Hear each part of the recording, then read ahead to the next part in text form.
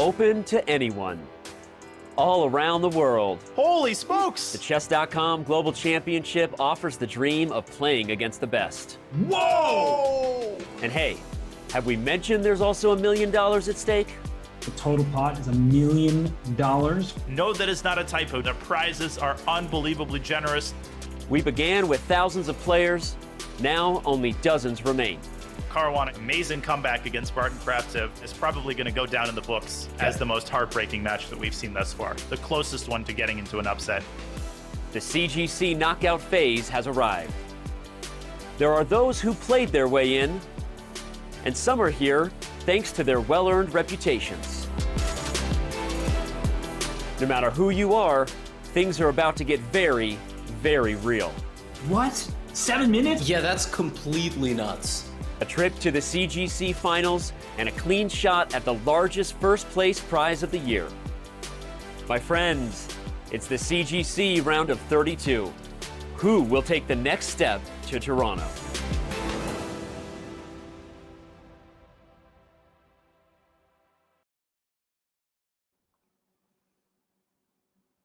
Ladies and gentlemen, welcome to the Chess.com Global Championship. There was 64, now there's 32, and things are starting to percolate. It is a pleasure to be bringing you the CGC. I'm Grandmaster Daniel Naroditsky. Alongside me today, the man, the myth, the legend. I am Levi Rosman. Levi, dobre utro. Welcome to the show. How's it going? It's going great, man. I'm super excited to see the first set of matchups here in the round of 32. I was intending to put out a marketing tweet for this event, and I realized how clickbaity it was right after I sent it, Danya. Right before we went live, I put out a tweet that said, "Come now, oh my goodness." And I realize now that could have been misinterpreted in a very different direction given the current state of chess. But today we're only going to have good vibes, and I apologize. But now you're here. You're stuck with Danya and myself. We have to take you through a few logistics before we jump into all of the games. Danya, I'll let you take it away. See, we pulled you in. Now you can't leave for any reason, no matter what happens in any of the other tournaments. We start with the general format. It is single elimination knockout. If you lose a match, well, you go home. I mean, you're already playing from home, but you're out of the tournament. The time control, 15 minutes with a 2-second increment. Each match lasts 4 games. And if it concludes in a 2-2 tie, then there is an Armageddon game to decide the winner of the match. Levi, it's an elegant format. It's a simple format. It's a format that caters to maximum intrigue as we review today's matches. Yeah, that's exactly right. We've got Fabiano Caruana taking on Jospim. That you may know him as Jospim. I certainly know him as Jospim. The first time I saw Jose Martinez, I was actually like, wait, who is that? The other matchup from Group D, of course, is Dmitry Andreikin, powerhouse, and he is taking on a powerhouse, a man who put the brackets of the previous round and the pre-tournament to bed. I mean, Pavel Pankratov knocked down those brackets by defeating Vishwanathan Anand.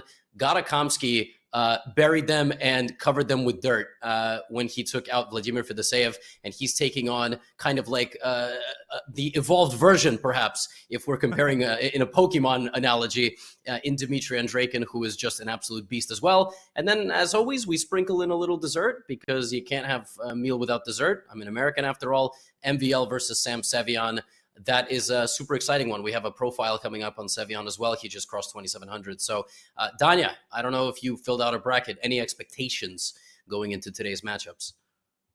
No comment on filling out the bracket. You know, I'm a commentator. I have to be perfectly unbiased. I cannot root for anybody. But in terms of expectations, I mean, every time I seem to form expectations as we look at the overall 64-player bracket, they seem to be shattered every single time. And that's what I thought would happen. So that is the only expectation which actually came true.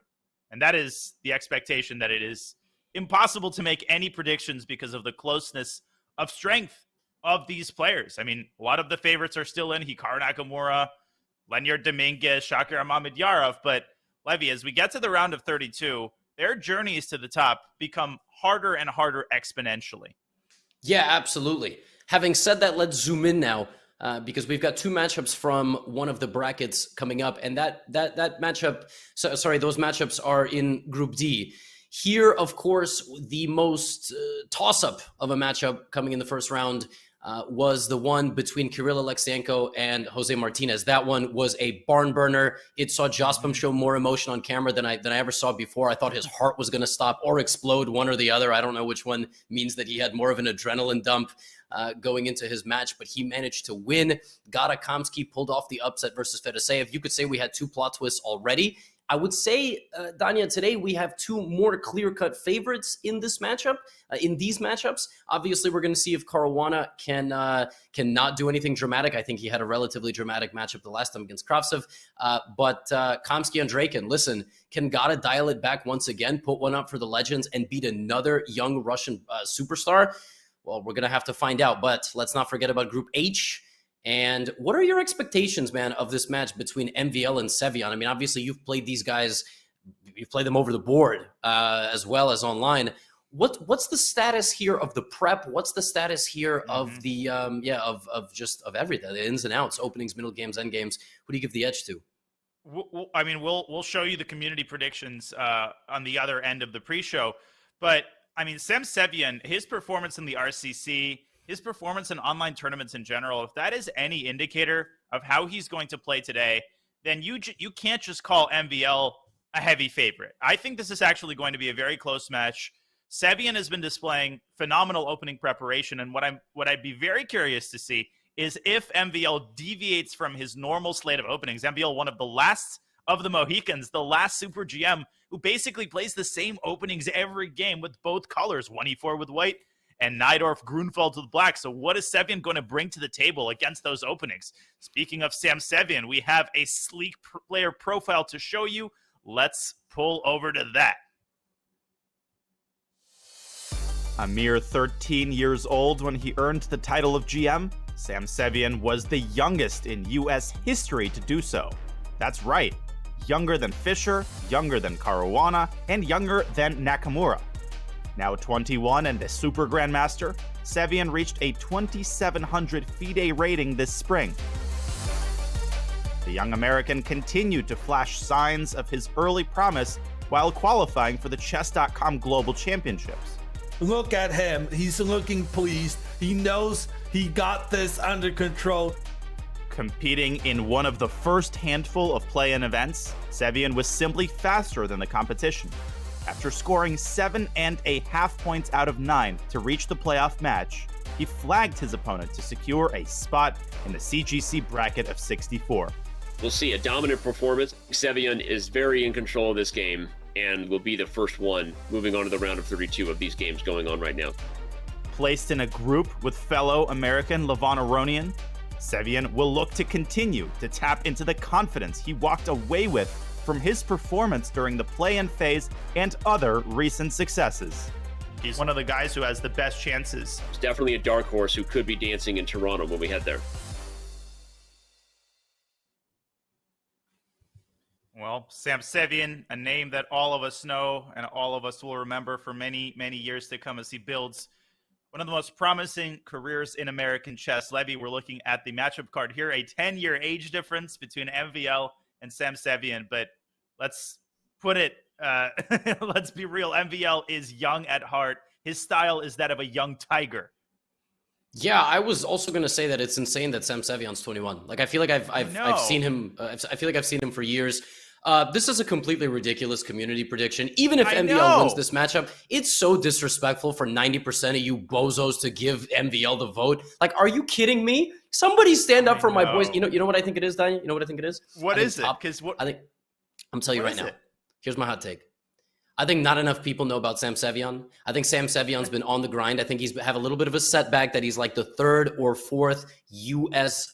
Born and raised kind of player. Like he's, there's Zhang, there's Shanklin, there's obviously all the players that United States brings in and then tries to claim play under the USA flag. Like, look, this is what I'm going to say. Not enough people know about Sam. He is one of the most consistently rising players. He has had so few months and so few years in his career where he's lost tons of elo. Like he's been 2650 almost the entirety of like the last several years, and he's only slowly improving. All right, so he might not be the favorite today, but you're not telling me he's a 90 to 10. 90%. No. I don't know what these people have been having for breakfast, but whatever it is, I mean, 90%. Yeah, I literally had to quadruple check that to make sure it wasn't a typo. All right, well, let's take a look at the community predictions for the other matches. I mean, are we going to see something similarly crazy? Okay, 92-8, Levy.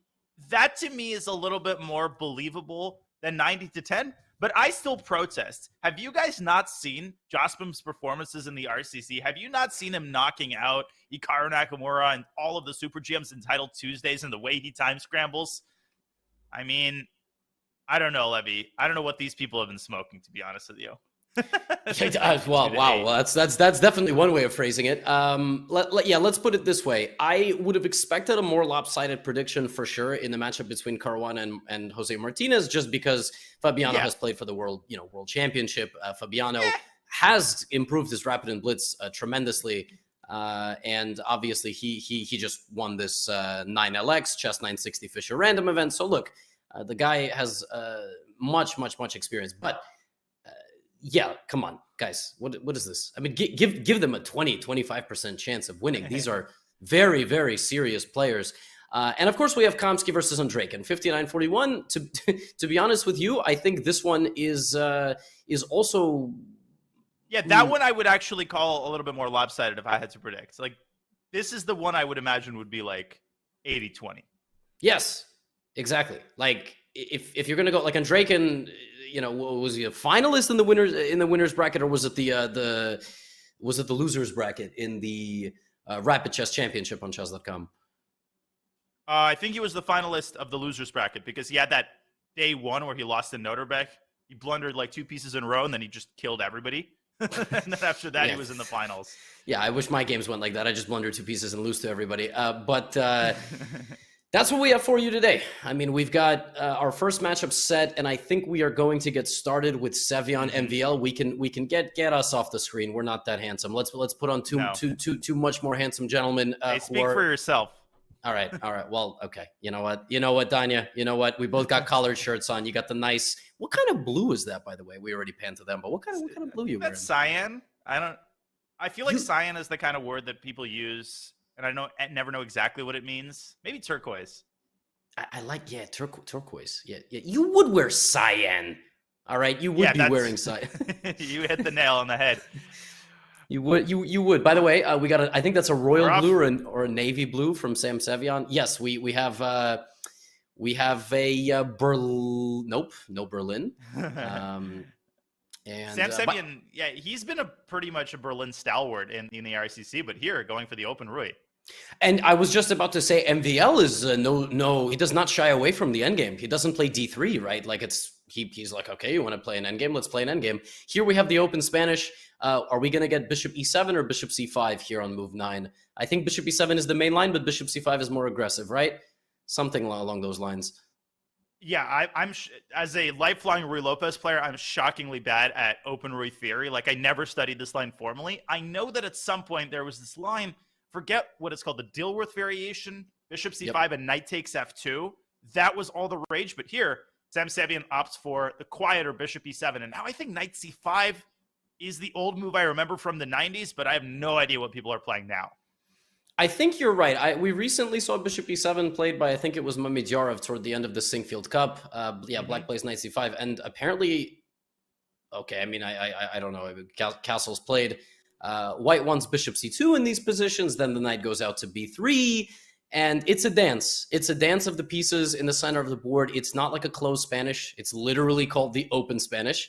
And open Spanishes do tend to be much more tactical. That black pawn is, I was going to say the D pawn goes forward, but we have F5.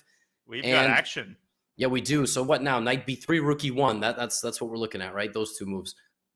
Yeah, I mean, the main drawback of the system from the black side is that he has all of these very tender squares at or near the center. C5, D4, E6. I mean, even the B5 pawn is kind of sticking out like a sore thumb. That's why MVL tickling it with the move A4. But what compensates for that is the general activity of black's pieces, Levy. Everything is nicely developed. The dark squared bishop could still move into C5 and pressure F2. So white can't exactly rest on his laurels. No, absolutely not. And I have to say, visually, this position looks very tough to play for white. Obviously not if you're Maxime Vachier-Lagrave. But if you're me, this looks quite dangerous. Now we get to see let's psychoanalyze the sitting positions and the facial positions of the players. We see Sam here doing his best kind of up close, early 2000s type of like AOL profile picture, looking all, and we got MVL looking like he's pondering his tax return. So what do you think? Who's got the advantage with the on-camera player shots here? Yeah, well, MVL reminds me of the corniest knock-knock joke of all time. Knock, knock. Who's there? Mason. Mason who? May the sun shine on you.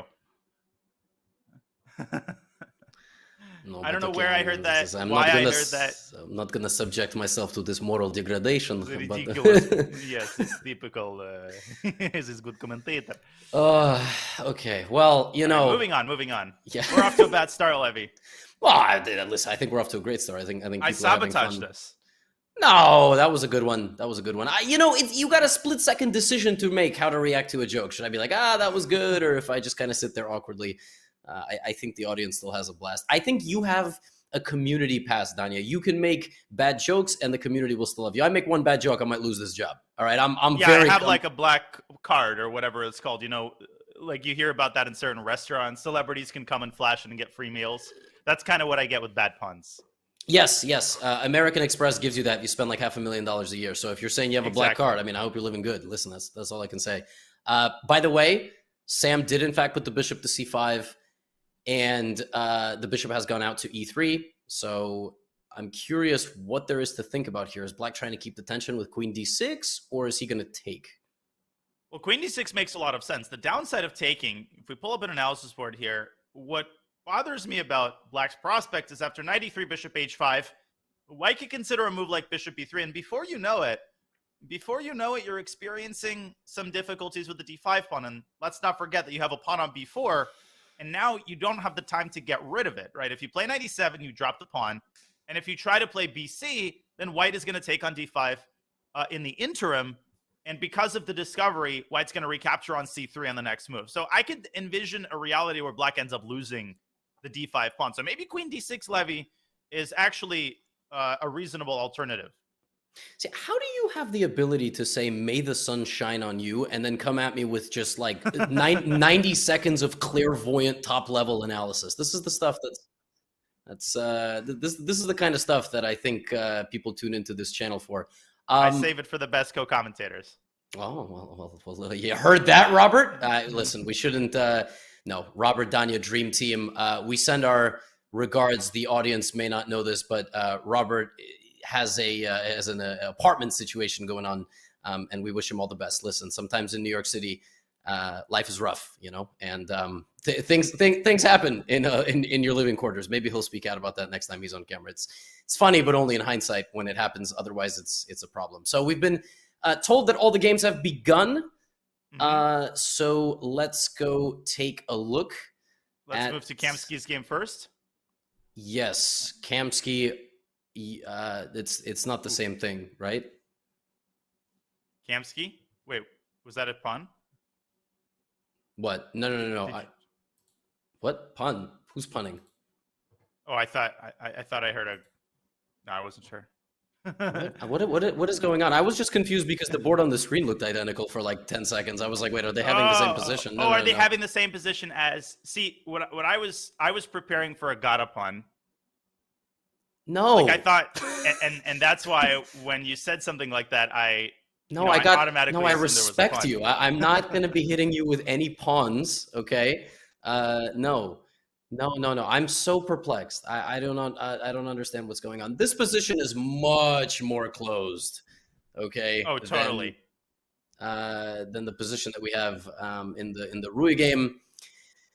Okay, 10 seconds of, I suppose, analysis of this position is the fact that Black is going to look for the moves c5 and e5, and White is going to look for the moves potentially e4. And it's an extremely close position. It comes from a semi-Slav setup that oftentimes comes from an English. I hate these positions for both colors. I don't know how you feel, but I completely do not understand them. And every time I've tried to play them with white against the better player, I lose. And every time I try to play them against the better player with black, I lose. So I don't think this is in your repertoire like whatsoever either. I don't think you stray from this. Not even close. I mean, I'm a King's Indian player through and through. But you're right. Every time I try to play this with black, I'm like, okay, this time I'm going to play c5. I'm going to be the first to the table. I'm going to play c5, and everything's going to be good. They somehow find a way to play e4. Okay, I'll play this with white. I'll play e4, and I'll be better. And, of course, black ends up playing c5 at the right moment, and I'm worse again. So I've had a similar experience when I've tried to play the Slav, and I've just realized that much like, cyan turtlenecks, they're not really for me. So we see Andreikin just sort of bringing his pieces into the game. Yeah, the battle revolves around not only who will strike first in the center, but the quality of that strike. Because if black, let's say, plays e5 prematurely, what could end up happening is a bad IQP situation. C takes d5, c takes d5, d5. At the end of the day, white just puts a knight on d4 and says, congratulations, you played e5, but I've got an ideal setup. So it's about timing the breakthrough correctly and choosing the most opportune moment for it. Yes, exactly. I have definitely struggled with these breaks myself. And I once had a game. So the funny thing is about both of them thinking a lot here is that the moves are actually rook ad1, rook ad8, rook fe1, rook fe8. Like that's apparently modern theory that you could just like move your rooks like this. But black also has a very kind of unpleasant choice between pleasant, unpleasant, meaning it's very difficult if you don't exactly know the move. Black can play any move with those rooks, and it looks fine. And okay, he chooses rook a c8. I believe that Christopher Yu played rook f d8 against me a while ago in a Las Vegas tournament, and he slightly mishandled the position, and it became very dangerous because I managed to create this attack with e4. But Gata is doing it rook a c8 style, and after takes, he will try to play c5 at some moment. So we will see. I mean, either Andreikin is going to land some sort of strong attack and get checkmate or not, right? That's sort of what's going to happen. We'll leave them here. Let's check on Fabiano. I feel like we've neglected Fabi. Yeah, Fabi feels left out. I think Andreikin's position has largely stabilized. He's got a slight edge. We'll keep an eye on that one. But Fabi's position doesn't really even look like it came from a Petrov. It's very hard to identify the opening based on this position. We're 15 moves in. Jospim has the black pieces. He played a Petrov, channeling his inner Jan Nepomniachtchi. And what do you make of this? So he's currently down a pawn. Does he have enough to show for it? My instinct is to say no, Levy. I mean, he can win the pawn back, but then he's going to give up a ton of positional advantages. Yeah, this looks very strange. And when you mentioned that he was channeling his inner Nepo, I was thinking he's channeling his inner Fabi. I mean, Fabi borderline invented the Petrov defense. Nobody played it before Fabiano. That's, of course, not quite true. A lot of the Chinese players have played it, Chinese national team players, and Nepo, as you mentioned. Jospim does, in fact, grab the pawn on c2. Very funny tactic. So the knight could not take, and the queen decided not to take either because he did not want to trade pieces. I agree. I don't think that black has enough here, and enough isn't even the right word anymore because he got the pawn back. But white has a very dominant queenside presence, so b4, b5 is on the cards, and I actually don't know what Jospim is going to play from here. Yeah, and the other annoying thing is that white's going to, I mean, black's only trump card is right now this bishop on f6, right? It's centralized, it's staring at the knight, and boom, he just gave it away for the knight. Why did he do that? Because if he didn't give it away, white would force him to give it away with bishop e5. Then you would get a good knight against bad bishop situation. So Jospim feels that the opposite colored bishop situation is the lesser evil. But, Levy, I say this every single time, just to remind people of it. With the queens on the board, the dynamic of the situation changes completely. In an endgame, yes, you've got more drawing potential. In a middle game, opposite colored bishops favor the attacker. And it's very, very clear based on the level of piece activity who the attacker is. Yeah, if you look at this position, there are so many attacking possibilities. Up and over with the rook, right? Rook e3, rook g3, h4, h5 in the future, bishop e5, bishop d6. only white is going to be playing for anything here. This game is really a question of, will the white attack break through, or will black defend? That's that. Look, my defense upon d5. Yes, this is passed pawn, very important. Yeah. Yeah, well, you said it right. Rook e2 is actually also very annoying. Jospin is upset. What is he upset about? Is he upset about rook e2? He kind of missed this idea to just double up his pieces with tempo. I actually think that's a pretty savvy move by Fabi. The big question to me now is whether black will have time to play queen d7 and rook f8. So okay, bishop g6, apparently a mistake. Maybe it was worth playing bishop b4 to induce a slightly weakening move. Oh, I was entirely sure. I was thinking bishop f5, bishop e6. Bishop f5, bishop e6. I think that was the key. Okay, without the bishop e6 part. Why is bishop e6 so bad? Is it? Bishop e5, bishop e5, f6, bishop d6. Yeah. Wow. Classic trick. Wow. So why bishop f5 and not bishop g? This is what I don't understand. So bishop f5 is right, bishop e6 is wrong. Oh, Levy, queen d7. And if rook e7, rook e8, and you can't take on d7. But what I don't understand now is why you can't do the same thing with the bishop on g6. And that's what Jospin is doing. So the plot thickens. He's played queen d7. But obviously the eval bar is protesting nonetheless. Yeah, that's really... Hold everything. What? Rook e7, rook e8, queen takes g7. Oh, and bishop e5 and rook d7. Wow, that's beautiful. And the point is that with the bishop on f5, it's defending the queen. Oh my god, an f6 bishop c3. Sorry to freak out about this. That's gorgeous.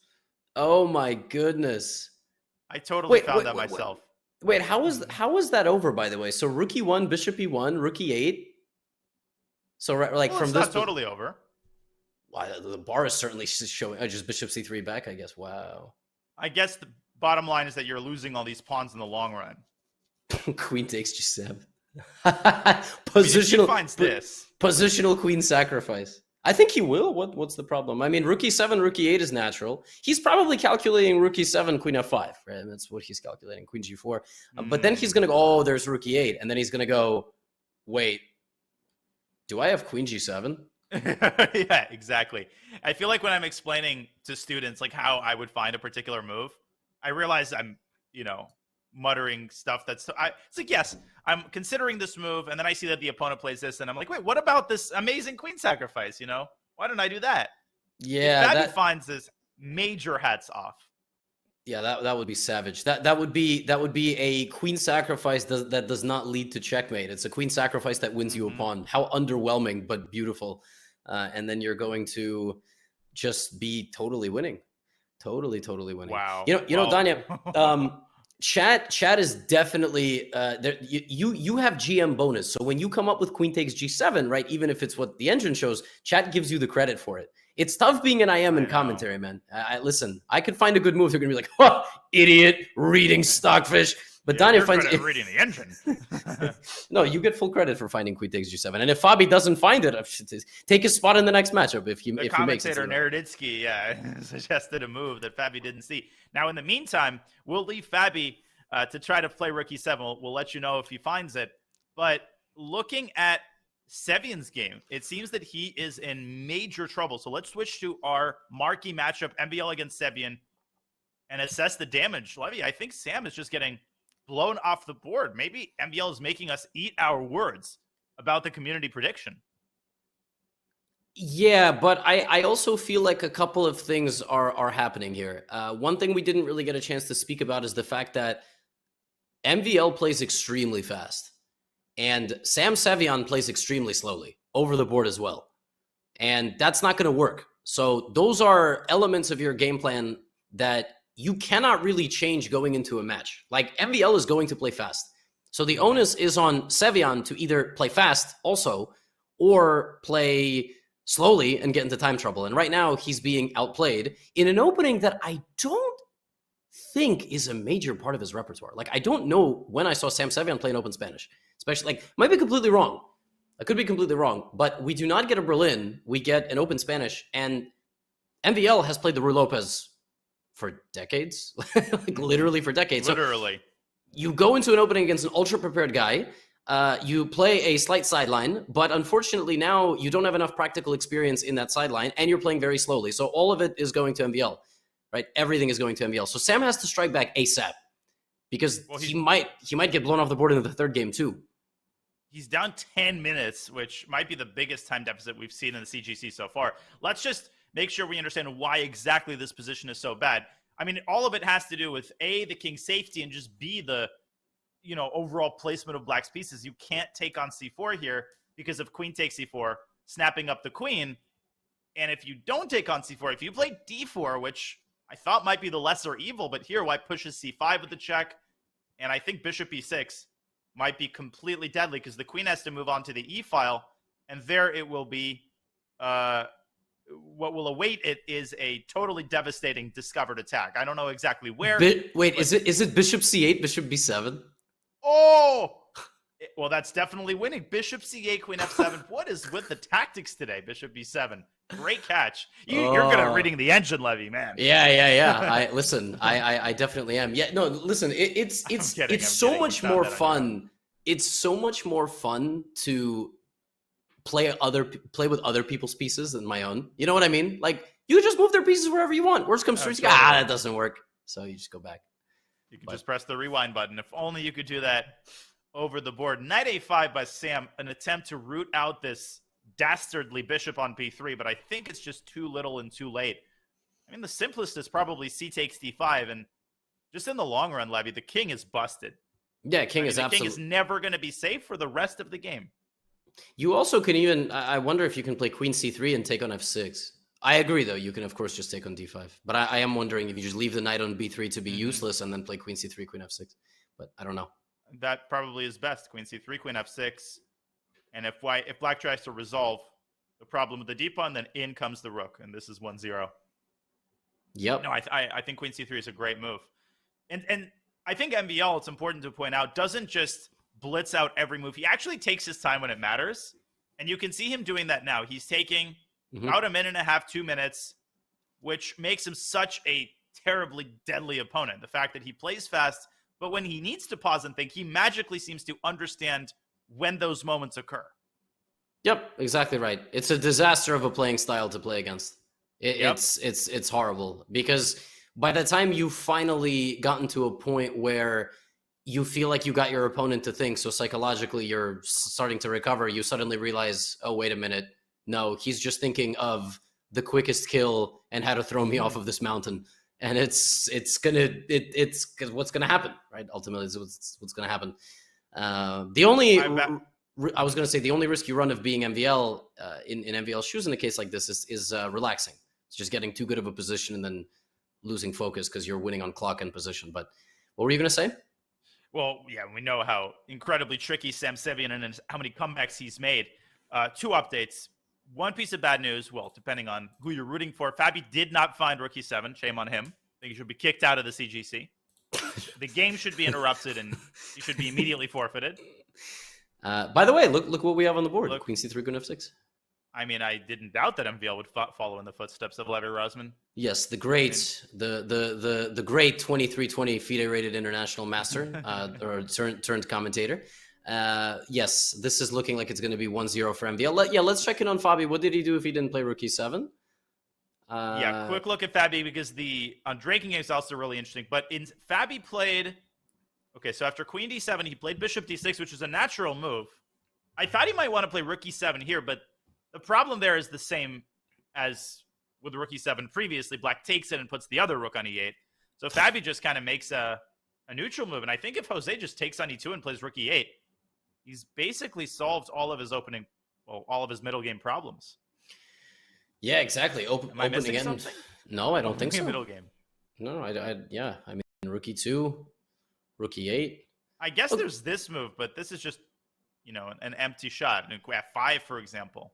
Yeah, it's an extremely, how to describe it, unpleasant and ridiculous.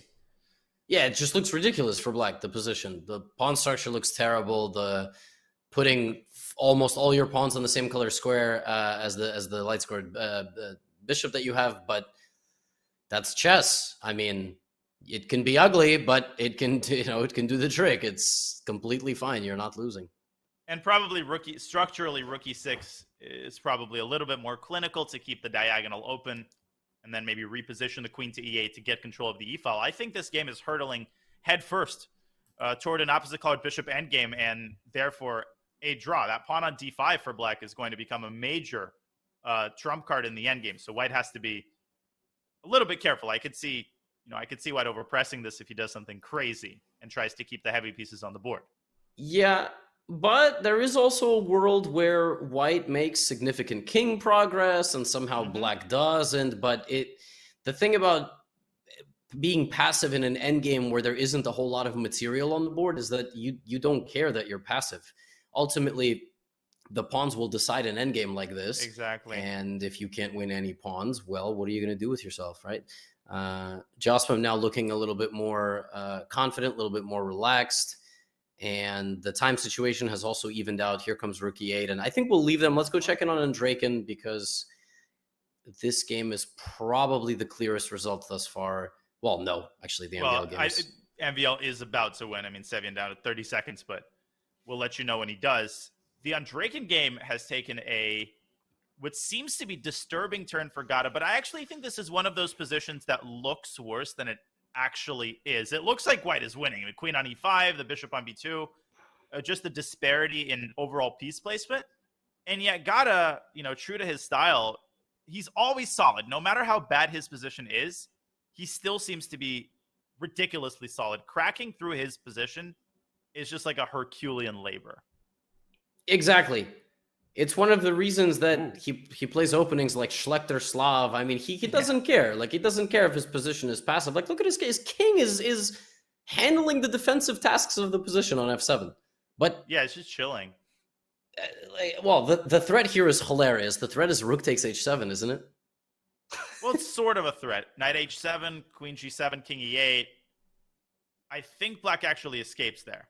Queen g6. Yeah, I guess the king can run, right? So then why did he play rook h4? Well, it could be prophylaxis. Like, if black plays rook d to e8 and says, let me reinforce the pawn, then rook h7 works. Okay, but all of it is a moot point because Gata just played h6 and says, get out of my business. Rook h4 strikes me as a must-win move, and it's game one. Yeah, you know what I mean. Like, you relax. You don't need to play rook h4. Like, he's probably gonna go rook d4 or rook f4. Yeah, rook f4. Try to play rook takes f5, but then Gata will play rook e8. I mean, Gata doesn't miss one move gimmicky tactics. And the good thing for black is that the pawn structure surviving until the endgame only means that black has the better chances, because white totally ruined his own structure. The one advantage, of course, that white has is the queenside majority, so the 3-on-2. So if white can get a past a pawn in a bishop versus knight endgame, it's completely winning for white, right? Like, the knight will need to exude enormous amounts of energy, and so will the king to stop it. Yep. Rook h3, man. And Dima is just intent on staying on the king side and sacrificing something on the G or H file. Queen d6? But then takes in bishop a3. And that is why I am sitting here, and that is why they are playing. See, I was thinking of different ways to trade off, but... No, I was thinking that too at first. Yeah, but I said it. I take. See, I said it. I was like, oh, well, he can't mate me if there's no queens. All right, well, then he'll win your exchange. All right, well, yeah, that's a problem. Yep. No, you intended to sacrifice it because you knew the rook on h3 was out of the game. Yeah. So you had actually calculated deeper than that. Yes. Actually, I'm only half joking. I don't think that position is like totally losing for black, but Gata goes with, wait a minute. Okay. I thought bishop a3 for a second won the rook on d7, but it doesn't because the knight defends the rook and the king runs to g6 and h7. Is white going to play king h1 at some point and very quickly try to attack on the g file? Is that another plan here? So which move to start with? Like king h1 or something. Uh-huh. So you're setting up all sorts of shenanigans here and trying to get black to push the pawn. I think so. I'm trying to come up with ideas based on what Andreikin is doing. He's played f4, so kind of a similar type of move, fixing the e5 square, and also opening up the third rank for his rook. Gata has to tread very carefully here. What I'm worried about is Gata getting to like a minute on the clock and making some sort of tactical blunder. Yep. MVL, we've been told, is about to put the icing on the cake. Final nail in the coffin. Yes, he is. And his baking skills aside, how does the chess position look? So, jeez. Yeah, this is Sam bad. is somehow, I mean, he's keeping all of his pieces intact, but here comes the D pawn. And I think the simple D7 probably does the trick. Rook C1. I mean, literally any move. God, he's got so much time. This is the most dejecting thing, right? Mm-hmm. Like, man, I made all these incredible defensive moves. I'm staying in the game. And then he's got 4 minutes to figure out the win. Yep. Oh, Queen F6, Queen E6, Queen C8. Savage by Yep. MVL. Yep. Queen E6. And he just has to make sure there's no perpetual check. There is no perpetual check. I think Sam will probably play Knight F2, King G1, or just resign now. I think he'll play Queen D4 and resign after Queen D7. Yeah. That definitely Okay, seems Knight real. D4. Okay. Or Queen He's D7. made a mate threat. That's Okay, true. Now he's going to resign. Yep. All right. Did he not lose any rapid rating? That was so strange. I didn't catch it. I never saw the animation go off for him. He lost that game and didn't lose any rating. Yeah, look, his rating's the same. MVL gained points. That What? is weird. Wow. I want what Yeah, I want what he's got. I want to not lose points when You I want lose that games. membership status. Yeah, damn. Yeah, but that was an impressive game by MVL. Let's switch to the Andreikin game one more time. I feel like that is the likeliest game to have a decisive outcome, although he's making me eat my words. Gata has managed to trade all of the rooks, Levy, and White still has this gross pawn structure on the king side. I think Gata's in pretty good shape here. I think he's in pretty good shape, and it's just up to him to decide if he wants to make the draw or if he wants to actually try to push this. Queen and knight, of course, are the two pieces that when you have in your possession, you unlock all the powers of the chessboard. The queen obviously can move like everything. And queen and bishop are a good combo, but not when they fight against something as solid as the black position here. And I think it's also important to point out, if white plays bishop takes f6, trying to go for a queen endgame, sure, it's probably a draw, but only black is playing that position, I think, because white has a very bad structure on the king side. And split pawns are not any good in endgames. He just straight up does it, right? So he straight up does it. So he's good enough to draw this endgame with white. It's going to be unpleasant, but he's going to do it. I'm not sure I would recommend that move for intermediate and beginner players. I got to be honest. It's so easy to. I think what Andreikin might actually be doing here is just closing his eyes and pushing his queenside majority. But the risk of that is that black's king is actually very, very close to the queen side. It can make its way to the queen side at a moment's notice. So almost all queen trades are going to be deadly for white if black is able to win the f4 pawn. But Gata blocks with e5s. I'm not doing a good job of predicting a single move that they're playing. But Levy, here's a case in point. If white takes on e5 and then plays the innocuous looking queen d3, normal, right? Preparing to go queen d8. I actually think that the queen trade is, I was going to say winning for black, but it's very, very dangerous for white because of how close black's king is to the queen side. That's my point. Yeah, and white will have to offset the fact that the king could get in and eat all the pawns on the queen side with the threat of advancing the c-pawn. We talk about that majority, so you have to see the fastest possible way that you could advance your own pawns. As it turns out in this endgame, it's shockingly not lost for white. It looks like it should be because ultimately the majority on the king side occupies the white king. The black king goes in, down goes the a-pawn, down goes the b-pawn, down goes the c-pawn, but endgames are tricky. And also we have to remember Stockfish is a scumbag. And always. Yeah, and then just because Stockfish sees something 10 moves in the future doesn't mean one of these players does. They're great, but they ain't a robot. So in the meantime, he's played g5, has Gata and king g6. Now this forces white's hand. White cannot keep the pawn on f4 any longer. I think this is going to end in a draw with something like queen h8, and there will be some sort of a perpetual. That would be my guess. I mean, either side is actually going to give a perpetual here. Yep, queen c6, and I probably king g1. I doubt that there's going to be. Wow, Chess.com tweeted that you found queen takes g7, despite you self-admitting that it was not me. that look at. I mean, this is your theory. It's your theory in action. Yeah, man. I mean, listen, you got to take the credit. You got to be like, damn, I found queen g7, right? But you self-admittedly were showing a line that Stockfish was showing. Man, that's great. I want GM bonus. I know. I want to just get great. It's a nice life. It's not fair, man. You Queen walk into G8. a restaurant, get free meals. You get lines attributed to you. Yeah, this game is basically over. I think Queen H8. I don't think Dimitri is going to try anything crazy. No, I don't think so either. Fabi, how's Fabi doing? How is Fabi doing? I think they're still well within the realm of a drawn opposite card bishop endgame. Let's have a look. Okay, so I think Jose is at this point not even worse. I think you can't even make the case that white is the one pushing here. Yeah, I agree. I don't know if Fabi's like Fabi could basically try to, like if he offers a queen trade right now with queen g3, I think Jose will take it. Queen c1 or queen c1 repetition of moves draw. Okay. Yeah. There we go. There it is.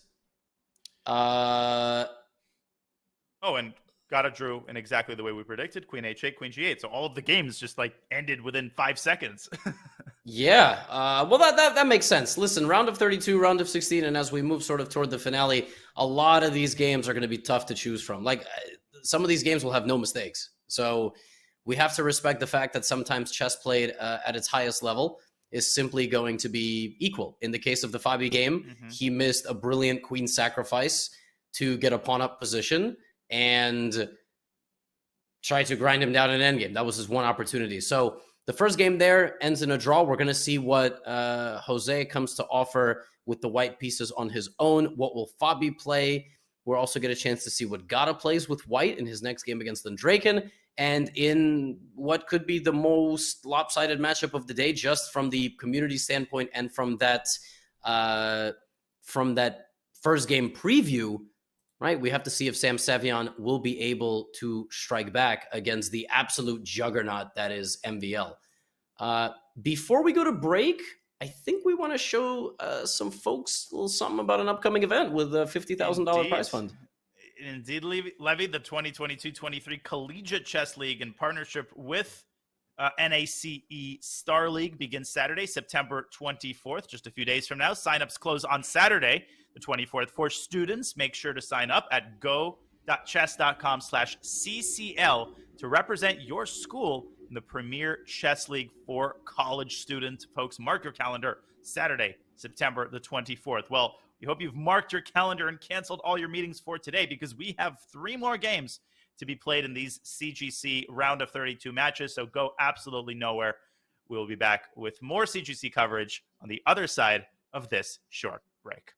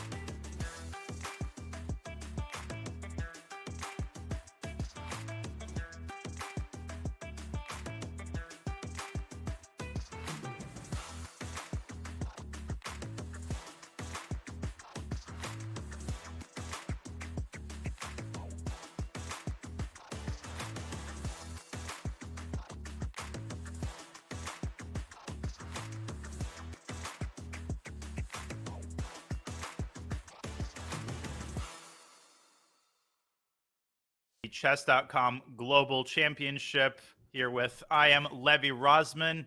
One game in, there was one decisive game and 2 draws. Sam Sevian with his back against the wall already, Levy. Yeah, Sam, we were hyping the man up before the show started, and we were saying that a 90-10 split was unfair, but MVL was like, no, it's fair. You do not want to mess with me right now. He played fast, he played confidently, and he outmaneuvered and comprehensively outplayed Sam. I'm not sure we're going to see a repeat of that opening. The other 2 matchups were, listen, if anything, one of them had a very fair odds prediction of 59-41, Andreikin and Kamsky, but it made one of the predictions look absurd. Caruana neutralized with the white pieces there in a 92-8, something completely absurd on the score line and prediction for Jose Martinez. We have a player card for you. We showed you the MVL versus Sevian one, but here is Dmitry Andreikin versus Gata Kamsky. The age difference matters in chess, for sure. It matters in certain sports. It matters in chess. But in the case of Gata Kamsky, he is one of maybe a group of 5 or 10 players over the age of 45 that age doesn't matter. They are legendary. They are powerful. You might not want to... They might not want to rather play in a bullet time scramble against some 14-year-old FM from halfway across the world, but that doesn't mean that they're not going to come to fight when you give them 15 minutes on the clock. Well, Gata actually has gotten better. I know this sounds crazy, but he's gotten better at online rapid. There was a point like a year ago when he was getting very frustrated with the amount of times he was getting flagged, and there was a point where he was getting flagged basically every game. Now, if you look at Gata's time management, he's often up on time, even against relatively fast players. And when he gets under a minute, I mean, I just played him in a Fisher random qualifier. I lost it. He was under a minute. He was blitzing out every move. So Gata's no longer an easy person to just kind of get him into time pressure and flag him. That strategy ain't going to work anymore. And Dmitry very much has his work cut out for him because, Lavi, we know that Gata with the white pieces is a force to be reckoned with. But MVL with the black pieces is also a force to be reckoned with, and Sam Sevian kicks off the game with d4. So the big question, will we see a Grunfeld? Yeah, so there's our answer. Maxime Vachier-Lagrave plays 2 openings exclusively. They are the Najdorf and they are the Grunfeld. He has played them basically since birth, even potentially prior when he was just, developing in the belly. Embryo, So H3 is a very interesting line. I like this line a lot. I'm very curious to see what MVL is going to play because I actually haven't seen a top player play the move H3 against him yet. The line here for black is like knight c6, and then you sometimes take on d4, f5, very key break by black will be coming as well potentially. The move h3 restricts the light squared bishop of black, which is an important counterattacking tool in the Grunfeld. But yeah, Danya, a friend of mine was told by a grandmaster that a well-prepared 2100 is unbeatable with black. In the case of MVL, if he wants to make a draw with black, he will. I mean, he just will. It's like breathing for these guys. If he wants to play his openings for a win, however, it's a different story. So the convincing nature of his first win just simply speaks volumes. And if he wants to neutralize in this position, I think he will. By the way, castles is new to me. I always thought bishop d2 was the move there. You can't take on c3, I guess. Yeah, if you take on c3, I suppose, if we pull up an analysis board, I suppose the idea is to play rook c1. And I never understand exactly when you're supposed to take on a2 and when you're not. This actually looks really bad. This looks like a terrible version of these types of position. Though this is completely out of the question. White's initiative is just ravaging here. So instead, MVL goes rook to d8, putting pressure on d4. And Levy, he's probably looked at this maybe like 2 years ago, maybe 5 years ago. I feel like there isn't a single position in the Grunfeld that MVL hasn't at some point looked at. But remembering all of it, I have no idea how he does it. No, I don't either. But there's a lot of very sharp lines here for white to try to beat black. I don't know the exact move here because I don't play castles. I play bishop d2 when they put the queen on a5. In many lines, white will play d5 and completely give up the c3 pawn, or even sometimes the rook in the corner. So that is also a thing. I don't know. I don't know what the move here is for white, because queen c2, you're just going to lose the pawn on d4. It very well could be d5. Yeah, I think it is d5. You think it is d5? Okay, and then d5. And then the same thing: queen c3, rook c1, and if bishop c3, maybe even some queen move, or just rook c1. Okay, I was thinking to sacrifice the exchange, but that is very common actually in these positions. You're totally right. Even if you don't immediately get anything obvious in return, something like queen c2 is, if you've played the Grunfeld with white, then you know that. I mean, this is part of the reason I don't play the Grunfeld with black. Like, these positions to me are so unappetizing, even if the computer often gives just like zeros. No problem. Yeah, no bishop, no problem. No, the computer is constantly giving zeros here, just constantly. It completely doesn't respect chess whatsoever. But oftentimes 0 means dead position. In this case, I always like to say this is Stockfish's way of sort of saying I don't want to, like, I'm on lunch break. Don't ask me. Like 0, 0, 0 here just means it's too complicated. I can't see the future. Yep. Leave me alone. Not engaging. Mm-hmm.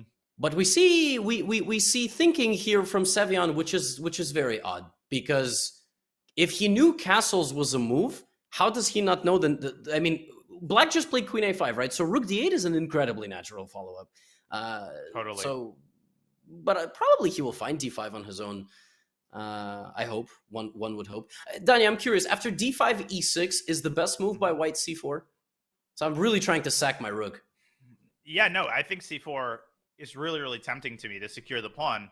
d5 and e6 is also very common way to meet d5. The other idea that always catches my eye is like bishop g5 trying to induce f6. Mm-hmm. The problem is that the rook does have 2 squares on the 7th rank that it can move to. It's hard to say, but I really like c4. I think white's better. I think white's better after c4 because also white's got very nice control over the d4 square. Black can't really put a knight there. And in this particular version, this is just losing for black. I mean, look at these squares.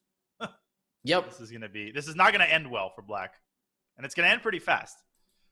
Yeah, and MVL's not going to suffer this kind of a defeat. He understands. Ooh. Now he plays your move from the previous position. Could this transpose the game into the bishop d2 variation? Yeah, it could. Yeah, bishop d2 now is also reasonable. And I think here black can either play b6, which has been played against me by some players, but black can also play cd, queen a3. And in that position, I think once again d5 is the main move. Trying to just sacrifice the rook in the corner completely. And I've had some games like that, if I'm not mistaken. So it can be quite dangerous. But black has some lines here also, just playing e7, e6, just being very solid, completely not biting, and just sort of saying like, all right, you can have your fun, but I'm going to be all right. And then white has some choices of moving the a rook. This is super, super interesting, I have to say. Very, very interesting choice. It's an incredibly rich position, and one in which one little misstep could result in disaster for either side, which you don't get all that often, but these are the kinds of positions that MVL absolutely thrives in with both colors. But still, I think a good choice for Sam. He gets a rich position. You know he's going to get winning chances here, and this is what you got to do when you're in a must-win situation. The other games have started. The Kamsky-Andreikin game is a Berlin. So with your permission, Levy, let's start with the other game. Let's start with the Jose game. Sure. Let's start with the Jose game indeed. And this is not a Berlin. This is some Rui with knight c3, it seems. Yep, that's exactly what it is. Early d3. Black responded in rather typical fashion. Castles, knight c3. And this is a very well-studied position, Levy, that's been popular the last couple of years. I have never seen the move rook b8 here. Fashions have changed here. At one point, knight b8 was all the rage. The classic line is bishop g4, bishop b3, and knight d4. Rook b8, I think, is something relatively new. But Jose responds rather quickly. I've also not seen that. I've also seen bishop e6. So this is some approach where black is completely delaying the development of the bishop. I wonder if the idea is something with a5 or... I am very bad at identifying the game plan of a brand new move when it is very mysterious. Like some moves you just understand. You're like, oh, okay, well, no problem. That's the idea. I don't really understand the idea of rook b8 if I'm being honest. Maybe it's like, okay, well, white is going to play a move and then I'm going to respond. Maybe in some ways it negates the power of a3, a4, or c2, c4. But what is Fabio? So Fabio's going to play bishop f8, g6, bishop g7. Like, what is the idea here of all these moves? Yeah, rook e8, rook b8, and even bishop d2. If you had shown this to like Capablanca, you'd be like, no, these people playing the Ruy Lopez, they have no idea what they're doing. And this move has been a very popular development square for the bishop recently. Well, now we know what the idea of rook e8 was. You called it bishop f8. And he might not necessarily rush with g6. He might just kind of chill on f8, which is a pretty solid square. He might try to solve the problem of developing the other bishop, either putting it on e6 or maybe on b7. But I'm on the same page with you, Levy. I really am not sure exactly what the point of rook b8 is. But that's modern chess, right? You can't always point to a move and say, this is exactly the reason why it's played. Yeah, it's definitely been played. It's been played, including by Magnus Carlsen. So it's been played 70 times, and the first time it was played was in 2008. But then after that, it was played one time in a rapid tournament in 2013, and then it's basically only the last 5 years have seen it played anywhere near top level. So it's fascinating, man. Like we think that computers are going to solve chess or end chess. No, they're not. We got like at least a century more and maybe more. But at that point, we have to start worrying about the climate. So, but by then, chess will probably be adequately explored. Yeah, a4 and white trying to adequately explore the queen side here and open up the a file, exploiting the drawback of rook b8. I mean, I'm always biased in white's favor in Ruy Lopez positions, even though I play it with both colors. It always seems to be like black is the one who's got to deal with more pressure. But, these players are so comfortable in these types of structures with black. I mean, Fabi, I feel like, knows every single idea, every single proper development square.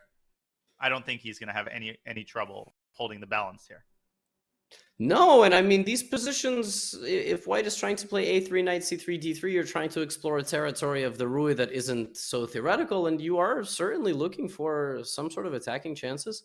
But bishop comes back to b3 here out of the scope of the knight. Okay, if you really want to be boring, knight c6, bishop d5, just repeat moves and make a draw. I don't think that's going to happen. Yeah. I think Jospim has a little bit more to play for than that. Would you say it's time to go check the Berlin that we wanted to avoid? Sadly, with great, with great sadness and a somber mood and a somber expression on my face, we look at the Berlin position. Gata has the white pieces here.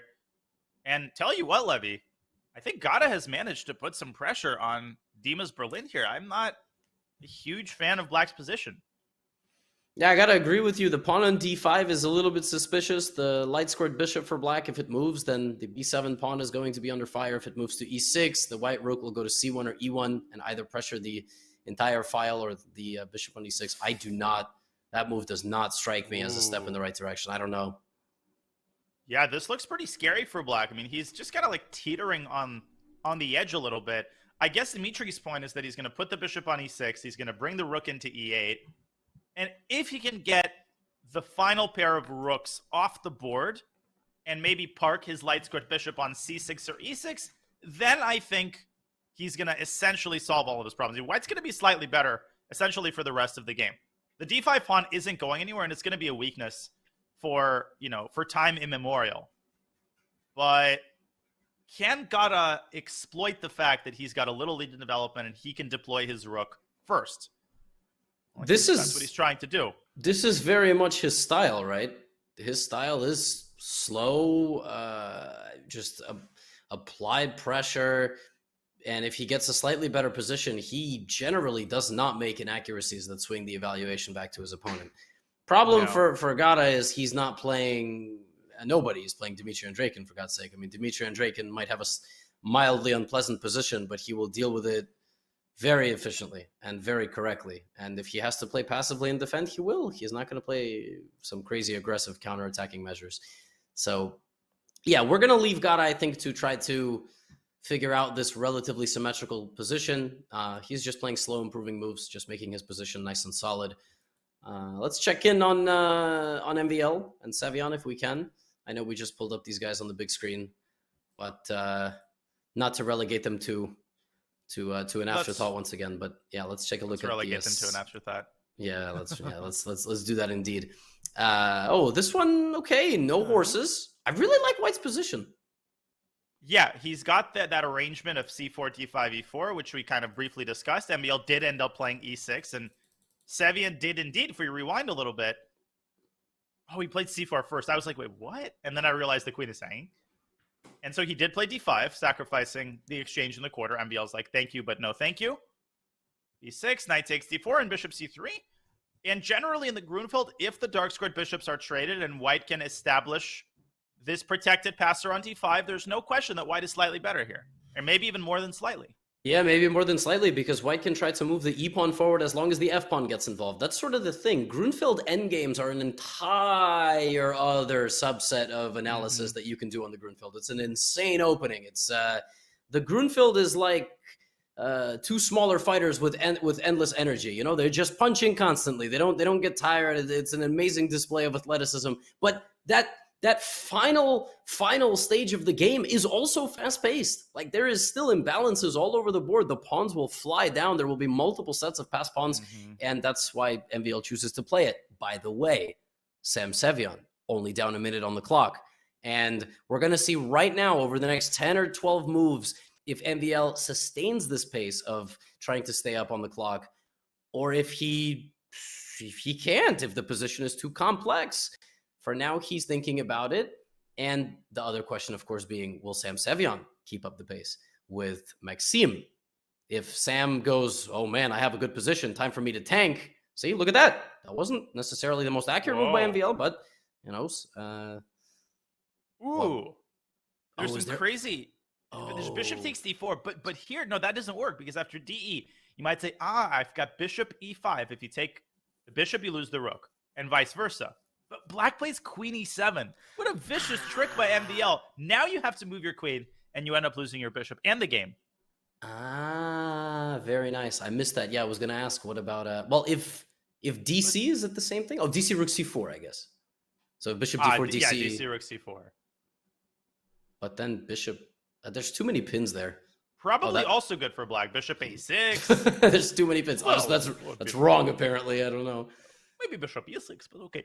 But I think that what concerns me about e takes d5 isn't that. It's that White can play cd and get this, what do I call this? This very, very nasty pawn chain right up Black's grill. And the prospect of White going like f4, e5, and d6, and that's how the Grunfeld goes down when it goes down. It's with these types of pawn storms. Yeah, Black is like, well, I didn't get mated.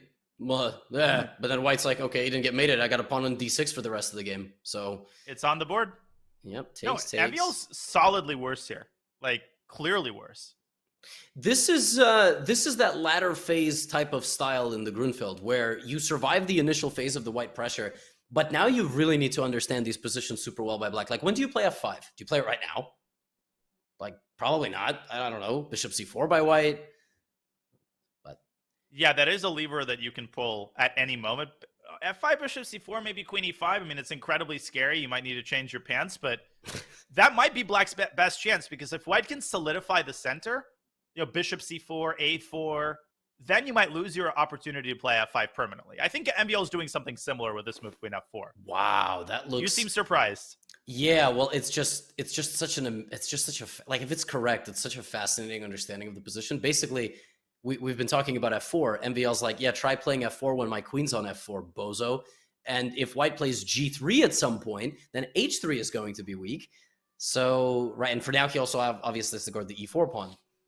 Yeah, this is anything but easy. Notice that Sam is now down 2 minutes. So in the next 5 moves, in my opinion, we're going to either see this pace of time management stay close, or we're going to see it expand to like 7-1 or something completely ridiculous. Yep, and this is what MVL does. He forces his opponents constantly to make decisions. Even when he's in a worse position, he finds a way to put you in a situation where you start doubting yourself. Do I go rook e3? Do I go bishop f3? And do I make this move, that move, or the other move? So MVL is obviously not going to go down quickly here, and Sevian will have to continue playing very, very accurately. But the eval bar seems to believe that White's advantage has ballooned to a rather disturbing proportions. Will Sevian keep his foot on the gas pedal? We will see. I can't even see it because the screen on my end is too small. Is it like +1? 1.6. Oh wow, that is the sizable advantage. I don't know who that was exactly. That was a fusion. Just a sort of faceless GM, you know. You see MVL? MVL is playing time. He is playing Bishop D7, and he understands he's worse. He understands that he's not going to solve all his problems right now. And what exactly is stopping White from playing, I don't know, G3 and King H2 and F4 or E5 straight away? When you said what exactly is stopping White from playing, I thought you were going to propose something aggressive. But yeah, well, I thought G3, King H2, F4 was aggressive, but yeah, you're right. You could just go E5 right now. Is that just it? Just E5? It's back to your point about pushing other people's pieces. I would never play E5 myself. I would never run the risk of losing the D5 pawn. Yeah. And by the way, you notice Sevian is understanding that MVL is speeding up. So he played Queen C2 quickly because it's kind of a do-nothing move. It's just a move that's solid. You're going to bring your rook to the party, but that was his moment. Maybe he had to play E5, but you're a bit apprehensive because you're like, why is MVL so relaxed? Like, why is my opponent so relaxed about this potential massive attack I have coming? People don't talk about this. MVL is literally the nastiest opponent on like the Super GM tour. Like I played him once in the AIM Chess tournament. I didn't actually know that he played really quickly. And I mean, it wasn't just a cold shower. It was like, how is this guy playing so fast in such a complicated position? So you start getting annoyed. You're like, oh, I want to do that too. And then when you play fast, obviously like one blunders. Yeah. And we see here, what is it? Is it down below +1 at this point? It's below +1. Yeah, it's 0.6 now. The tens digit has moved from 1 to 0. Yeah, and now it's equal. Oh, right? jeez. So how fast that all reversed, right? Did he hang the H3 pawn, or is he doing that on purpose? No, he sacrificed it. But MVL takes it instantly. Yeah, and it's not even the right move. Like, MVL is like this. I mean, he's playing so quickly. This is like this is vintage MVL. I'm not sure. And oh my God, how is he doing this? Wow. He's bulleting this game. And look at how complicated this middle game is. Yeah, but visually, C4 looks like a crazy move to play. Like, that was your pawn right asset. There, man. Yeah. That was your only passed pawn. You're giving it away. The reason he's giving it away is to open the C file and pave the way for a potential Queen C5. That rook on E3 is sort of caught on the crossfire. Yeah, I like that move. I think that's exactly how you create practical chances. Yeah, but what Queen C4, Queen D4? What? We're about to find out in about 3 seconds, Levy. We won't have to wait long for MVL's next move. Yeah, we won't. We definitely won't. What was MVL's idea with the move C4? I get it. He didn't know. Because he did not want to be blockaded. If White managed to put the bishop on that square and then E5, D6, White is completely winning. At least this way, White might be winning, but not completely winning. But dude, this looks miserable. I mean, MVL he's digging himself into a hole here. I agree. But Rook C2, he continues playing instantly. This is fascinating. No, but this is what we're witnessing is peak MVL, right? We're like, what, Bishop F3, Bishop F1, what is the move? Okay. Well, Sevian stays with the program, E5. Yeah, E5. And what you got, man? Sevian's playing fast. You understand? Like, Sevian must play fast here. D7. I'll tell you what I think MVL is relying on. The fact that even after White plays D6, look at the light square control that Black's bishop exerts over this diagonal. I think that's what MVL is banking on. The fact that White will not be able to make further progress, assuming White puts a pawn on D6. Maybe Sevian shouldn't put a pawn on D6. There's a plot twist. Maybe he should keep his pawns here in case he can prepare E6 at a later point. And that's exactly what he's doing. Yeah, he played Bishop F3 so he could keep his flexibility and make a fast move. And every move that goes by, 15 seconds, 20 seconds, bleeds off of White's clock. If this goes on for 10 or 15 more moves, Sam might not have enough time left to calculate the remainder of the game. You were going to say something. Yeah, no, I hate to interrupt our analysis of this game, but maybe a quick update is in order of the other two games. This will be very quick because the Komsky-Andreikin game is completely fizzling out into a draw. We can spend 5 seconds on it just to make sure that all the Komsky fans are satisfied. Yes. Is that okay with you? Yeah, that's completely fine with me. Do a quick little tour. Andreikin has actually offered a draw in this current position, so we might be catching the end of this game. Wow. I don't think Gata has... I mean, maybe he has a symbolic pull because this pawn is on a light square and you can pressure it with the bishop. Dmitry Andreikin is not losing this game with 8 minutes on his clock. Yeah, that I makes think sense. he's going to take this draw. And now we sort of see why people play Berlin. So Yep. it's a very Guaranteed solid draw. thing. And Dmitry gets an opportunity now to play with the white pieces. And let's also check in on Fabiano. Yes, okay. And draw grid. Very nice. We caught the end of the game. Yep, beautiful game. Tough Amazing. game. Tough game for sure. We'll spend about an hour analyzing it afterward. But first, let's look at the Caruana game. And this one, very similarly colorless. Wow. Fabiano is trying to outplay his opponent with the black pieces. That's intense stuff right there. That is the sign of a former 28-32 rated player or whatever he was. And I mean, peak, he was like 28-45 or something completely ridiculous, maybe 28-50. So he's trying to seize control of the A file. I think if Jospin plays his cards right here, he still should be able to draw. Let's not forget, Fabiano has 6 out of 7 pawns on dark squares. You almost forget he has a dark squared bishop. But if he's able, kind of sitting there, hey, what about me? Yeah, it literally cannot participate in the game because of all the other pawns. But the A file is still, Queen B7, Rook A, different kind of stuff. I think if Jospin plays his cards right here, he should be able to hold. I don't know what you think, but that's what I think. Well, I think the card he should play is putting a knight on B3 so that later on he can play Rook A1 and neutralize Black's A file control. The one thing you don't want to do is take on A8 too quickly. I think that is how you dig yourself into a hole here. You allow the Rook to get to A2. Now, even this position I think should be a draw. No question about it. And the reason is that Black has no entry points, right? When you look at the position, it's not just about the piece activity. It's about, can you envision a reality where one side infiltrates? And here the answer is no. White's controlling D4. Maybe if the knight somehow can get to A4, but even then, the bishop can drop back to C1. So I honestly don't see Jose losing this game. I think the one thing he wants to avoid is getting himself under, let's say, 2 minutes, right? You want to keep 3-4 minutes on your clock so that you can deal with unexpected defensive challenges. And there he goes. Knight B3 is on the board. I think we're going to see a peaceful outcome in this game as well. Yeah, we've seen for the first time, at least I saw for the first time, some legitimate nerves from Jospin in that matchup against Alexienko. And if you're going to have nerves against Alexienko, you're going to have nerves against Fabiano Caruana. Yeah. And you're going to have nerves when you have 30 seconds on the clock. So it's important for a lot of these guys to maintain sufficient time situation that would benefit them in the long run. And we have to switch to the Sam Sevian game because action is happening there. I promised I listened to what you were saying, Levy. No, I listened. We told the audience we were going for a very brief walk, and now we are right back home, right in front of the monitor, and the position is exploding. The position is exploding, and as we kind of speculated, it wasn't a pawn that appeared on D6. A pawn appeared on E6. There he goes. And the point of this move is to explode the king side. Yes, H5 is a lunatic move from MVL. It might be the best move, but it is a lunatic move. He's like, you're attacking me. It's not the best move. Okay, it's not the best move. It's MVL. He's being MVL. He just takes another pawn. He don't care. He's up 2 pawns. He's like, come and mate me. Come and mate me, Sam. Rome is burning, and you're walking into the bakery, and you're making a withdrawal at the bank, and then you're going to the bakery to get a baguette. Like, the empire is on fire. Bishop takes G6. Your king is getting checkmated. Yep, but he's still playing instantly. He's playing instantly. I mean, you can hang mate here. There's DE, Queen D4, Rook D4, Rook C1, GG. Yep, it's +4.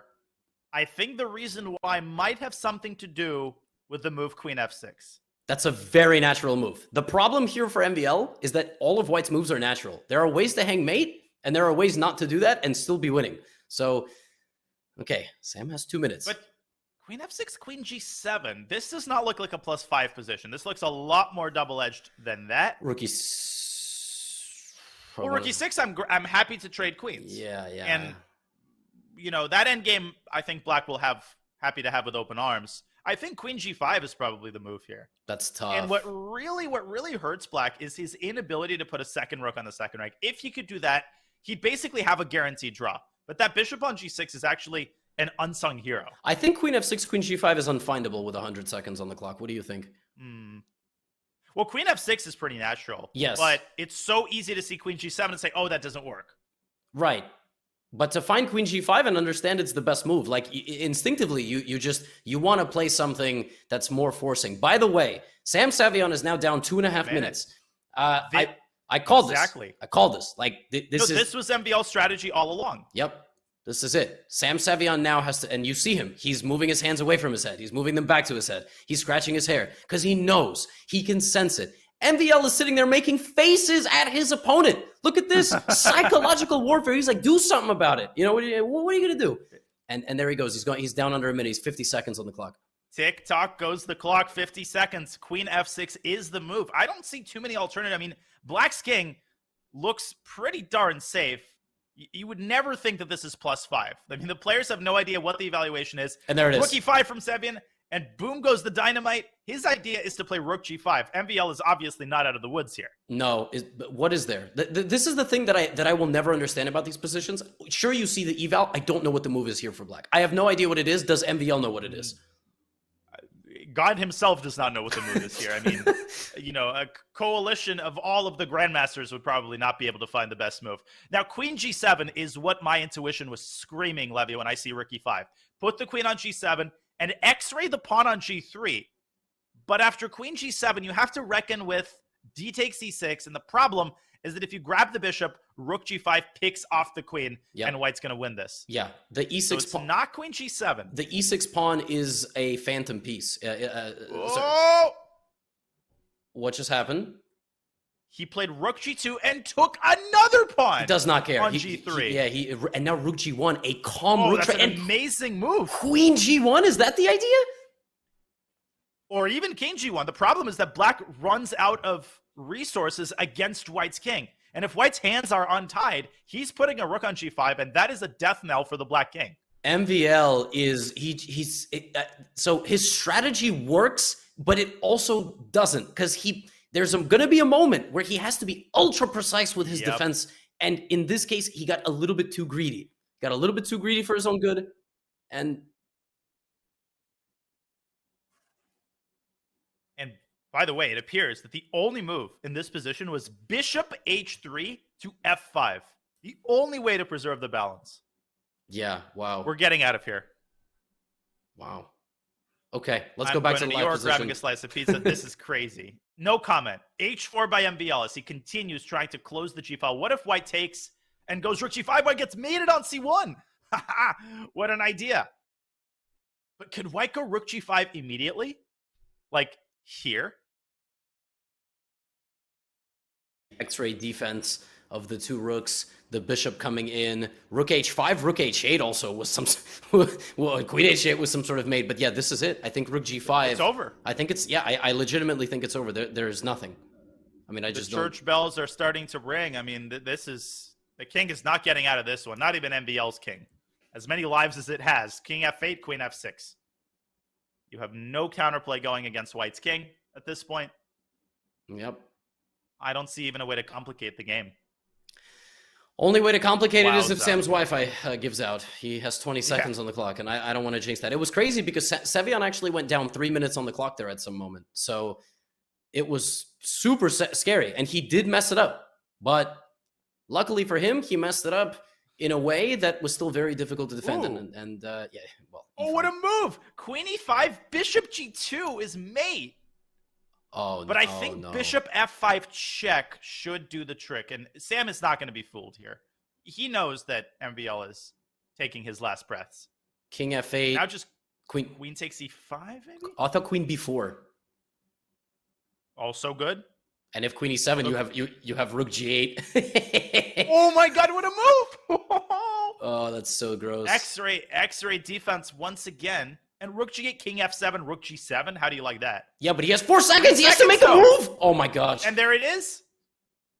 Oh my god, what a move. Oh my gosh. He almost lost on time. Yeah, he has incredible X-ray defense here. Amazing. Look at that rook. It's like all alone there, and yet it's protected by the rook on g1. Amazing. And the craziest thing is at the end of this whole sequence, White's queen will give a check that wins material back. That's the incredible thing.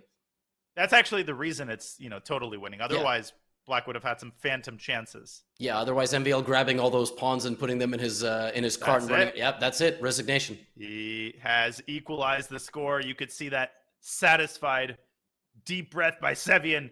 He needs to get out of the room. He's had enough of that. and so has MVL. The score is 1-1. What a match. What a game we just saw, Levy. This is incredible. Yeah, that's that. You cannot respond much better. You play something that MVL doesn't always face. You get him into an unpleasant position, and you grind him down in the opening that he literally is known for. Welcome back to the big show, Sam Sevian. Get that 90-10 garbage out of here. Get that out of my face, says Sam Sevian. And Jose Martinez wants to get that knight on d4 out of his face. Yeah. They're still playing, and I still think this is well within the boundaries of a draw. Absolutely. By the way, he won back control of the A-file, so... Yeah, he did. It was kind of strange. And in fact, if anything, when White gets... 93 and draw offered, probably. Whoa, 91. Oh, yeah. Oh, once again, Watch out. Wait, King E2, King F1... I was like, can I trap your knight? I think you can if you... Maybe Queen A4? No, but 93, 91, King F1, 93, King E2? Oh my god. Well, Knight C1 and Knight B3. Oh, and you get back to D4. If you take my pawn, though, you get trapped with, like, Queen A2. I do, with Queen A2. Let me show that really, really quickly as he's thinking. So 93, Levy, is what you're saying. 91. It's still a draw? King F1 takes... It apparently is still equal. King E2. Okay, this is the mistake because Black goes Knight C1 and Knight B3, but not Knight takes B2 because of Queen A2. And as you're saying, the Knight is trapped. That's a really cool line. Wow. So what is the move? The move apparently is, in this position, it is Queen A4. No comment. Queen A4, by the way, is on the board in our live position. Let's go back there. Okay. And again, the point is that now if you take on D3, you get your knight trapped with Queen C4. Draw. I think we're going to see a repetition. Wow. Draw. So 2 matches with nothing to choose between the players. Just 4 extremely solid games. Could be decided in an ultimate Armageddon. Could be decided in a 4th rapid game, or obviously a 3rd one. But so far, just dead even, these 2 matches. Absolutely dead even. Nobody has made any real mistakes. Another odds thing here, 92-8 in this match was an insult to Jose Martinez. Put some damn respect on his name, the people who voted 92% for Fabiano. We get it, but come on. That brings 6 games of action to a close. We will update our scoreboard and put it up there in a moment. Every single match is tied 1-1, Danya. 2 of them have been relatively tame, kind of understandable for a round of 32 as the players look to pick each other apart in a point fight and maybe look for 1 inaccuracy out of 4 games. But dear Lord, MVL and Sevian are punching each other like they owe each other money, okay? I can't wait for game 3. Obviously, Sam has some opening problems he has to solve.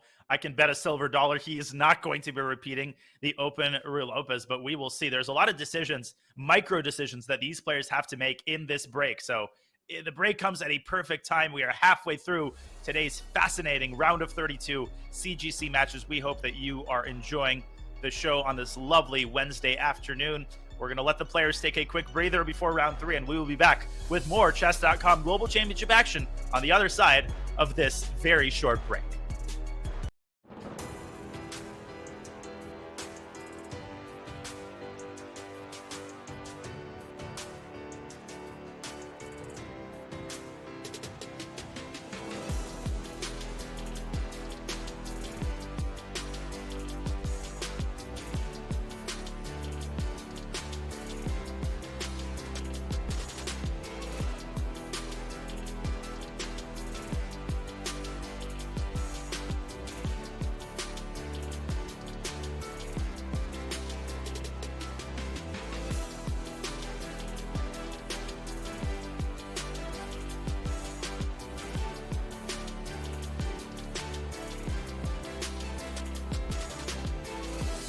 A mere 13 years old when he earned the title of GM, Sam Sevian was the youngest in US history to do so. That's right, younger than Fischer, younger than Caruana, and younger than Nakamura. Now 21 and a super grandmaster, Sevian reached a 2,700 FIDE rating this spring. The young American continued to flash signs of his early promise while qualifying for the Chess.com Global Championships. Look at him. He's looking pleased. He knows he got this under control. Competing in one of the first handful of play-in events, Sevian was simply faster than the competition. After scoring 7.5 points out of 9 to reach the playoff match, he flagged his opponent to secure a spot in the CGC bracket of 64. We'll see a dominant performance. Sevian is very in control of this game and will be the first one moving on to the round of 32 of these games going on right now. Placed in a group with fellow American Levon Aronian, Sevian will look to continue to tap into the confidence he walked away with from his performance during the play-in phase and other recent successes. He's one of the guys who has the best chances. It's definitely a dark horse who could be dancing in Toronto when we head there.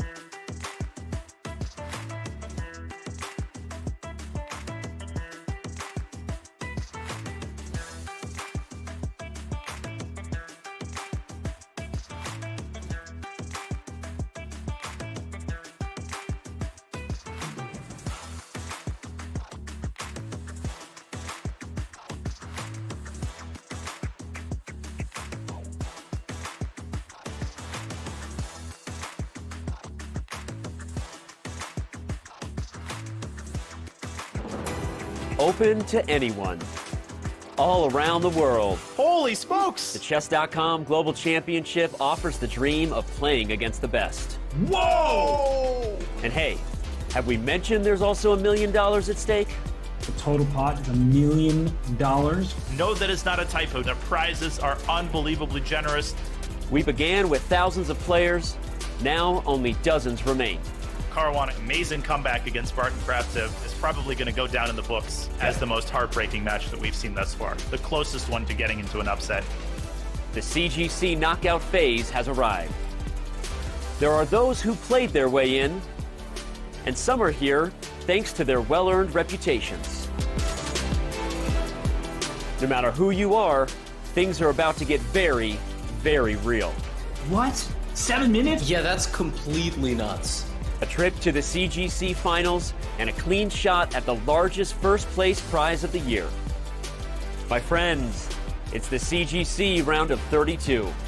Who will take You back, ladies and gentlemen, to the Chess.com Global Championship. We're watching the round of 32 here alongside the one and only I am Levy Rosman. It's been a fascinating ride so far, and as we look at the tournament overview, Levy, we have come a pretty damn long way, and we have a long way to go until Toronto. Yeah, when I first saw this event announced, I just made a mental note to not try to participate in the qualifiers because I wanted actually good chess players to participate. In the spring, we saw thousands and thousands of players qualifying, 561 in the summer played for the play-ins. And then ultimately last week, 32 players made it to the round of 64 through these stages of qualification. It was the Hunger Games. Some folks waited until the last week or two to make it after failing multiple times. Some tried once, made it once, never tried again. Obviously, why would they? That literally doesn't make any sense. And we invited 32 other players to play. The whole point of today, of this event was to give the top names in the world an opportunity to play and 32 qualified players, right? Not just these round robins that I don't want to say plague the chess world and where we see the same names over and over, but that is the way chess generally works. It is an invitation system of 10 players, 12 players, and so on. We have 64. Why? You can figure that out yourself. And after the first, and it's because there's 64 squares on a chessboard, just in case someone's like, that's not nice, I don't know. Danya, today has been an epic day. Admittedly, it's been an epic day because of two guys. Four guys are that. You know, they got kind of time. along for the ride. Yeah, they got time to prove themselves, redeem themselves. Just no more Berlins, please, Gata, Dimitri, Abby, Jose. Just please spare me. Yes, Sam Sevian has arrived for his game. He's got the door there. Now watch this be a Berlin. Watch the twist of fate, and Sam play the Berlin. Just watch. He might, by the way, because his first Spanish did not go very. Ooh. Will he take on E4 though? He does. That I did not expect, Levy. I would bet. I literally said I'd bet I guess I owe him a silver dollar now. Oh my goodness, that is actually shocking. I guess he decided rather than playing a completely new opening, well, not a new opening, but just a different opening than he did in the first game, he's going to go straight for the same line. This is the exact same set of moves. And he must have looked it up during the break. There's no other alternative, right? Because he literally walked headfirst into a losing position by move 20. They continue to repeat the game. When is he going to deviate? Yeah, seriously. When is he going to deviate? This is incredible. Bishop e3. This is literally a repeat of game number 1. Literally. Now, we switched to the other games right around this point. Full disclosure, I don't remember what he did in this position after he took on e3. Yeah, but he was losing like 3 moves later. Okay, this time he plays... Is this still the same game? That is new. No, that's new because I remember White had a pawn on c4 when Black had a pawn on d4. No, this is completely new. Okay, so Sam has improved. This looks a whole of a lot better for Black than the previous game. Yeah, already. Look at Sam sitting back, cracking his knuckles, and he's ready to go. Whoa. What? Knight h2, getting the knight out. Slow down! Oh my god, stop blitzing up moves. What is it's this? Move 23. Dude, they're pre-moving. Wow, this is crazy. You think they've both analyzed this position? I don't know why you would ever think that. I mean, they're taking 10 minutes a move. You know, clearly they're improvising. Yeah, but the fascinating thing is that means they both know the theory. Like, I can't imagine this has happened before, right? I feel like there was a time like around 2012, 13 when engines, you know, became essentially unbeatable. And there were tournaments, there were games when players were following the same line for like 40 moves. I feel like we're in a different era now where it's all about avoiding theory. But this game brings me back to like the chess of 10 years ago. This is awesome. We're 25 moves in, and both players have essentially all of their time on the clock. Yeah, I'm gonna go. I'm gonna go do a database dive. So if you don't mind walking the audience potentially through some of the ideas of the position, Absolutely. I'm gonna. Well, I'll do my best. The first thing I'll say, let's bring up an analysis board here real fast. First thing to clarify: why can't White take on d4? That is because of queen takes d4, classic trick. Queen takes d4, knight e2 picks off the queen. Black emerges with an extra rook. Now, the biggest advantage for Black is very obvious. It's the knight on f4 and the tactical ideas that knight produces, which include queen g5. The pawn on d4 is both a strength and a weakness. It would be a strength if it can move into d3 in some version. It could be used as a decoy. Now, it will obviously be a weakness and an endgame. You can understand that there are scenarios where if White solves the problem of the check on e2, if White wins the pawn on d4, that is how Black's strategy will result in failure. So that pawn on d4 is what I'm keeping a very close eye on. And with bishop e4, MVL has finally gotten Sam Sevian to spend more than 2 seconds. What has your deep dive revealed, Levy? My deep dive revealed that the move a4 on move 13, if you can bring the audience back to that move, is already a rare move. In fact, 14. in that... Right? Yeah. Is it 13 or 14? It's 14. So perhaps. How did I input the wrong move order? Was there that does happen to me sometimes. I think you okay. probably skipped a move pair. Okay, yeah. Did you input rook e1, bishop g4 before a4? No, I did not. Okay. That's the culprit. Got it. So it was rook e1, bishop g4, a4. Wow. Okay, that's never happened. A4 is, you're telling me A4 move 14 is a novelty and they blitzed out 10 more moves each? Yes. That's what you're telling me. Yes. I mean, maybe there is a chance of a transposition, but according to the database, yes. Now, it becomes a few other games. So it does transpose. So there was a game, MVL Deak from the Bucharest Superbet Chess Classic. Wow. I remember that one. And MVL lost that game, by the way.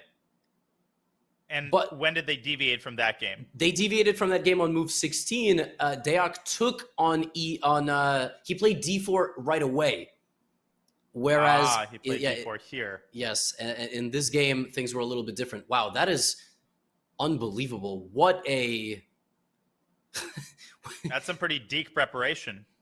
Yeah, they blitzed everything. They literally both blitzed the entire game. A game that has never, ever happened before, demonstrating both of their prep. This.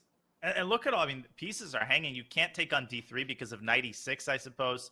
All of this had to be researched to no end by these players. But finally, Levy, it seems that MVL has gotten Sam out of his preparation with the move bishop e4. Yep, the rest of the game will be determined by how well that bishop can compare to the knight. They're both going to have their trump cards. The d4 pawn potentially will be weak for Black, or it will be a major asset. We've been told that some of the other games have started, so let's go for a walk I don't know. We go where you take us. Well, let's start with a Gata game this time, just because we started with the Fabi game the previous round. So here they are, also repeating the Slav, but a different kind of Slav from game one. Here we see the bishop on f5. This is called the Chebanenko variation. Gata is a champion of this line, and that is the early a6, with the obvious idea of expanding on the queen side with b5. Yep. It's another part of the Slav repertoires that he loves. He does not care if his position is a little bit passive. Nowadays, not a lot of top players are playing a6. There are better ways of playing, like the semi-Slav or even the DC4 Slav. But a6, knight e5 is a move that what is that move? That's a big move. That's a big move. I think the point, well, first of all, we should point out that e6 in such positions is almost always a really, really big mistake because of this. And perhaps some of you have seen this in other openings. You go g4, bishop g6, h4, and you say, well, is this really that big of a problem? Is this the hill that I die on? And the answer is yes. You have no way to stop h5 and f3 other than to push the h pawn yourself. But if you do that, then you have to reckon with the destruction of your entire pawn structure. I mean, this is just lost for black. Yeah, it's so hopeless. Whatever you do, don't play e6 in that position. Yeah, don't play e6. g6 is unguardable completely in this kind of case. And e6 will just be a permanent liability. This is definitely an interesting one. If Andreikin keeps this up, he has very good chances. Of course, he might also overextend, and that is Gata's entire playing style with black. Ultra solid, giving the opponent the impression that there's an attack to be made and potential overextension. Gata is not putting his hands over his head because he's unhappy with his position. It's a bit too early to be losing. Gata is not the chat, let's be honest. Knight e5... is just a move that he might have not exactly remembered, so he's trying to remember the prep. Yeah, in 1980, I had some line I studied with Yuri Razuvayev and trying to remember all of those files. He's got just an unbelievable wealth of experience in Slav structures. He's been playing them for decades. But tell you what, Levy, I mean, it concerns me that Gata is taking as long as he is, because this looks like a very, very dangerous position to have if you're not super crisp on your preparation. Like after knight bd7, imagine having to face queen b3 without preparation. Now this pawn's hanging, that pawn's hanging. I mean, I'm concerned for Gata. I think the next few moves are going to be critical. Well, what's really interesting is Gata has actually faced both of those moves. Ooh, really? Yeah, so he's already faced knight e5 and queen b3. It was in a game against Alexei Sarana. In what year? In the Chess.com Rapid Week 23. Oh, recently? Yeah, relatively recently. So what you're saying is Gata played knight bd7, Sarana played queen b3, and then how did Gata respond to that? He played queen c7 and lost the game in 24 moves. So the thing is, so here's the interesting thing about that. In many ways, that is the wrong approach by Andreikin, because games you lose that badly, you will do work on. In fact, I've heard from coaches, you should prepare against openings where people have some success, because they might be more lazy. They'll go, I won. I don't have to analyze. But the truth is, if an opening is objectively dangerous for a player and you saw somebody win in 24 moves, you might go down that same path and you might go, listen, that guy might have done his homework, but it's still a dangerous line. One would think, but Gata's taken about 3.5 minutes now, and he puts his hands over his head again, playing more peekaboo. So he might have looked it up, but it's entirely possible that he's having a hard time remembering the research that he did after the Sarana loss. Yeah, I don't know what the best move is in this position. Is it knight d7, queen c7 like he played against Sarana, or is that not the right way of playing? It's hard to say. I mean, I'm so, blind in these types of positions. I just don't have a good grasp on the ideas. I never know when black should play b5.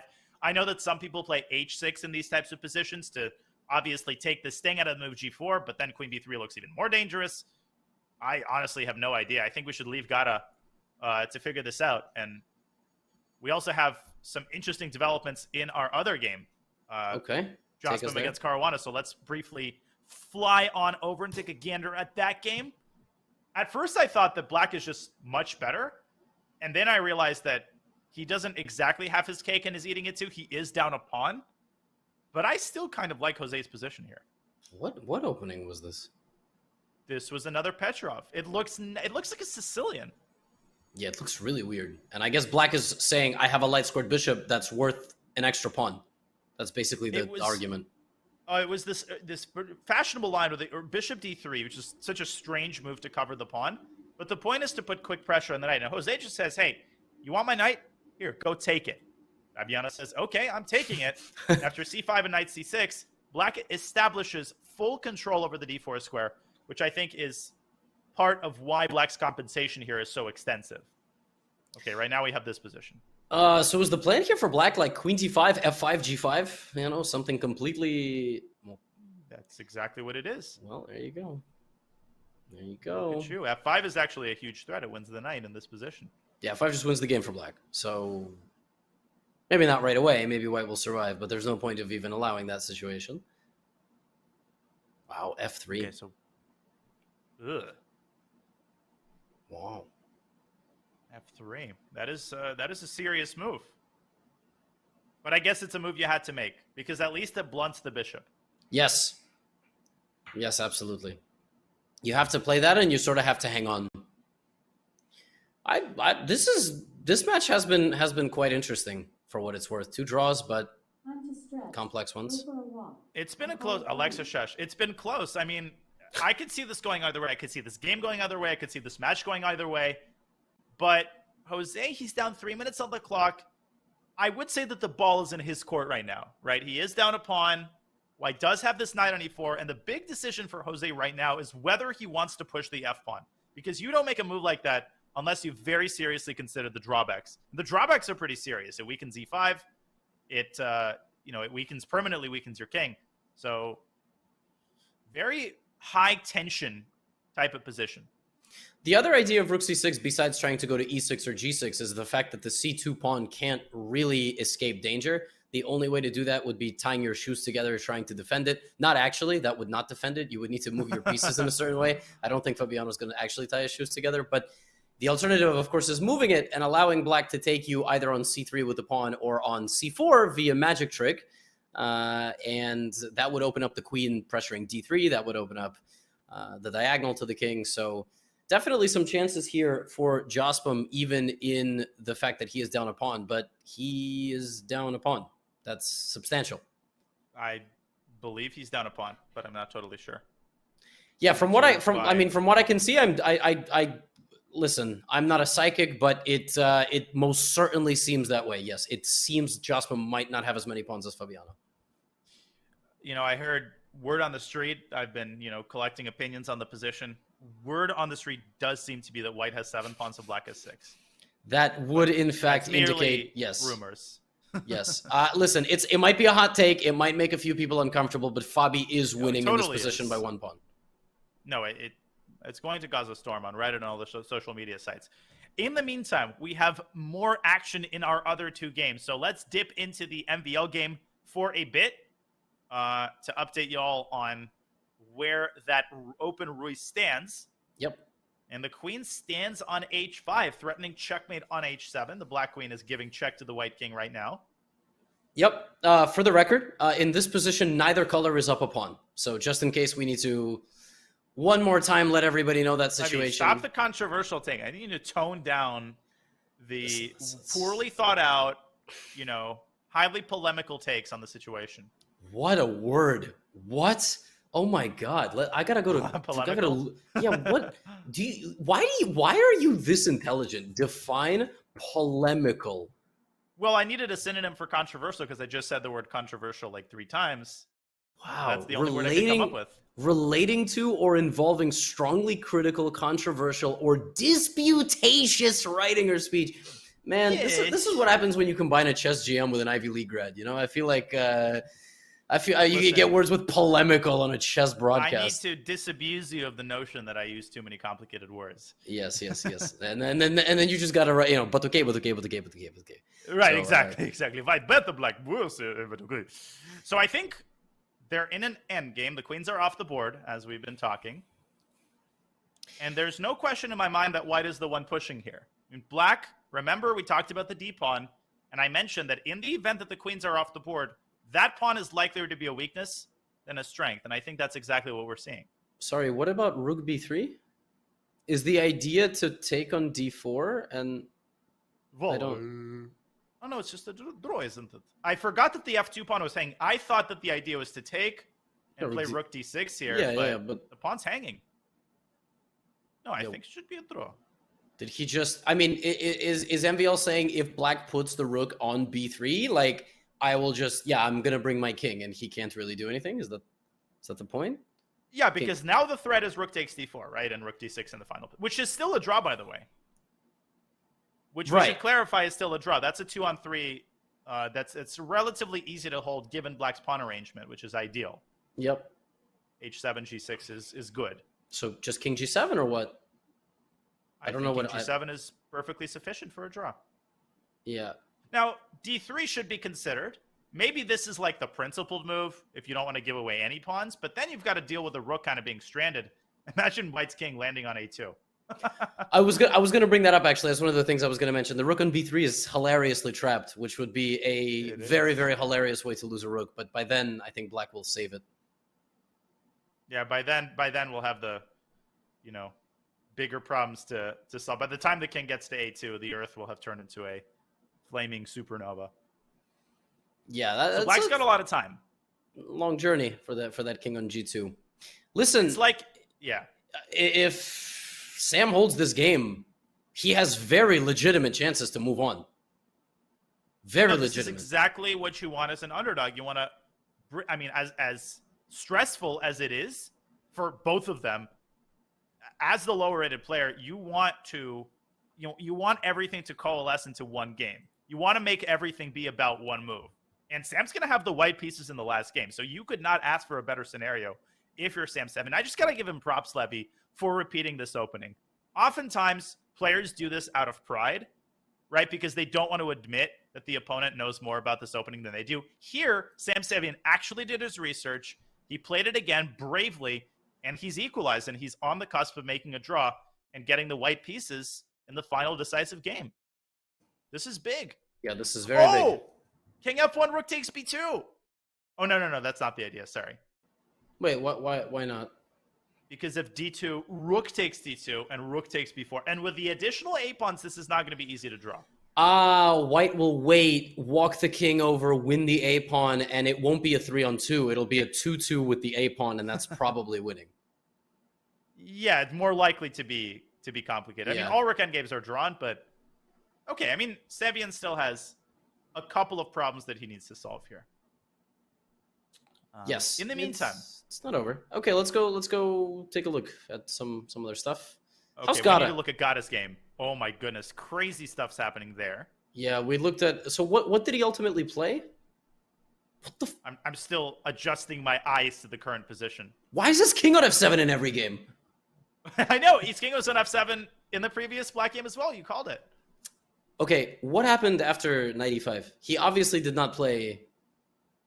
He ended up playing the immediate b5, which we did point out as a possibility. Takes g4, bishop c8, which is essentially forced. You can't put it on g6, as we discussed. Queen f3, b4, knight a4, knight d7, knight f7, and g5 winning the knight back. Wow. That is epic stuff here. Good lord. Obviously, this has never been played before. Yeah, b5 on its own was almost a novelty, which is not a good thing. Okay, we should say it's not a good thing. Like, for Gata to spend a sizable amount of his time, head in his hands, and then play the move b5. But this is Gata. Gata, as you can see, will take an unpleasant position, and he doesn't care, okay? Literally, figuratively, metaphorically, spiritually, emotionally, it doesn't matter. He doesn't care. It doesn't matter if the position looks unpleasant. White has to beat him. This looks unpleasant for Black, sure. But Gata's far from lost. He's even far from worse, according to the computer. But he's not far from acute time pressure, and that's maybe what worries me the most. Yes, exactly.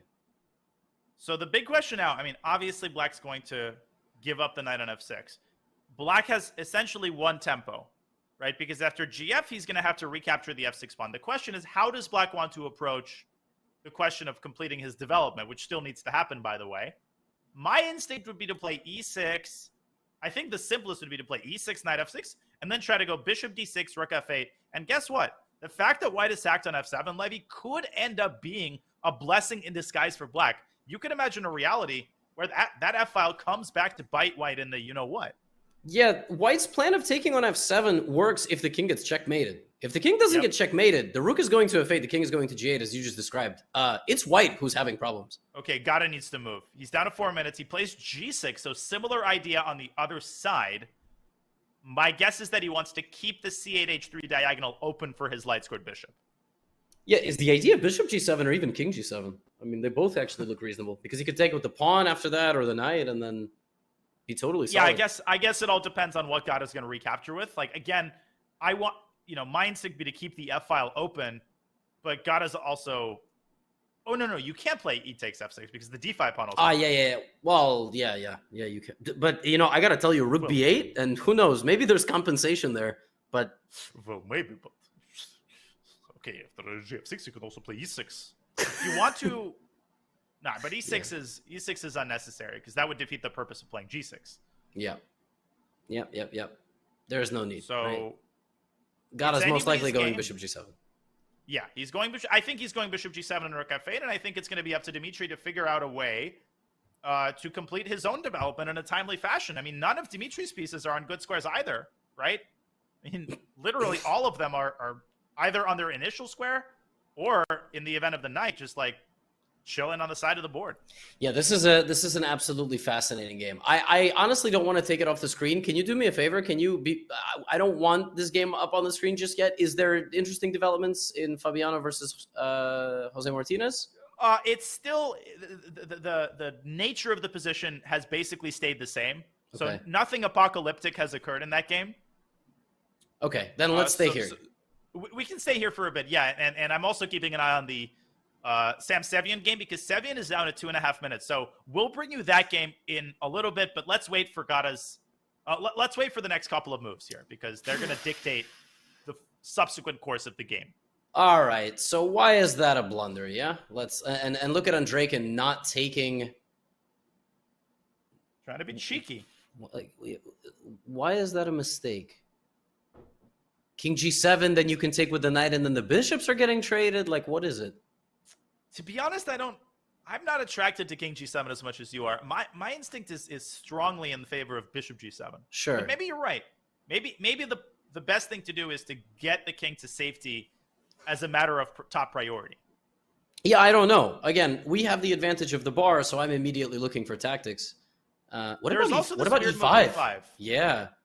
Ooh. E5 was really interesting. The point of E5, by the way, would be to meet GF6 with E4, closing the center and forcing this queen off of F3. Anyways, we're over that. That ship has sailed. H6 forces white's hand. Yeah, with 3.5 minutes on the clock for Gata, he's getting lost in the position, not because it's bad necessarily, but because it's so rich. I kind of feel like it's that. Sure, it's difficult, but it's also just a very rich position. Some players like MVL, they don't get lost in the richness of the position. MVL's a practical guy sometimes, and he plays the clock. Guys like Grishuk, seemingly Kamsky in this game, Ivanchuk, right? They get lost in the intricacies of the position because it's such a beautiful game, and so many things look good. But he's got 3 minutes, and Andreikin is not getting lost in the intricacies of the position. He's just playing moves because you have to make moves. Dmitry is a ridiculously practical player. Like his emphasis is always on maximizing the chances that he wins the current game. Not to suggest that he's not an artist, that he's not a ridiculously strong player, but he's always got one eye on the clock. And I think right now he senses that the optimal strategy is to put pressure on Gata's clock, maybe at the expense of top quality moves. But he's making perfectly decent moves all the same. Rook C1 looks pretty darn good. Yes, it does. Got it down. A little bit concerning. Yeah, pawn on A6 is weak. I feel like if I had to choose a side, I'd choose white here. Yeah, me too. I like to see in the G files. I actually liked black's position for like 2 moves, but then he played H6. E5 I would have played. E5 is just a great move to play. You lose, you have fun. You win, you have even more fun. But I don't think it's black's position smells. That's not nice. It doesn't smell good. So it smells bad. Yeah. No, I thought actually E5 was very intuitive. I saw the comment on the screen. To me, E5 was very intuitive because the white queen was on F3 and it would be subjected to various tempi. So I think both commentators disagree with this comment. I forgot that white could castle. I forgot that white could do that. Black can't do that. Yeah, black can't do that. But this king is on F7, which seems like, it's like when Rock Lee dropped the belt. You know what I mean? Like, it's for Gada, he just needs the king on F7 and then everything is good. What's not good is he has 2 minutes. It's funny. They did have a knight versus bishop position, I think, in their first game as well. Bishop takes c5, but Gada starting to accelerate the pace of his play. He's going to follow up, I think, with a5 and maybe try to put a knight on e4. So Dmitry should seriously consider putting a pawn on f3 to try to restrict the knight. By the way, Sam Sevian's game, they have entered a 3-on-2 rook endgame, so I'm 99% sure that he will hold a draw. That's amazing. The top guys, the top 10 players, they agree to draws. They don't even play that endgame out, which is really funny. Yep, not anymore, right? There's just total faith in their ability to draw. Should we switch to that game? Just so we can show everybody how confidently Sam Sevian is holding his own? Yeah, this is definitely the game of the round. This is an insane position. But yeah, let's just quickly check in on Sevian. Massive improvement from his first game with the... Okay, this is over. This is not... Yeah. This isn't even... the Philidor position here is a draw permanently. G5, by the way, is coming for black. Like, if white moves the rook, black will play G5. No matter how many G-pawns you have, it's going to be still a draw. Fun fact. Yeah, I was gonna say that. So there's this 6th rank defense for black, and if the second that the pawn crosses, there's various checks and drawing opportunities. So, but this probably is the best practical attempt at winning, right? Yes. Like rook a7 and. The only way that I have seen people lose this with black is in response to rook a7 check. If you play an ill-timed king e6, you could allow like rook g7, right, yeah. and lose the pawn. But I think the way Sevian is doing this is ideal. MVL is going to try to go rook d5 and king e5. So there's going to be one more hurdle for Sam Sevian to cross. Let's see how he does it. Yeah, rook f1, I think. Yes, it's to not allow king f6 because king f6, king g6 will be problematic. Even if you win the h-pawn, you want to avoid a situation where white's king is on g6 and black's king is on g8. That's like literally the nightmare scenario. Yeah, but this is good. Just not allowing the king in, and even if the king gets in, there's no other way to make any progress. Yep, king g7. I don't think there's any way to mess this up. I mean, you can just play rook f2, rook f1, king g7, king g8, right? No, you can't play king g7. But I was going to say rook f2, king e7. There is a way for white to mess it up. Yeah. Okay, yeah, rook certainly. f4 wins the pawn. That's it.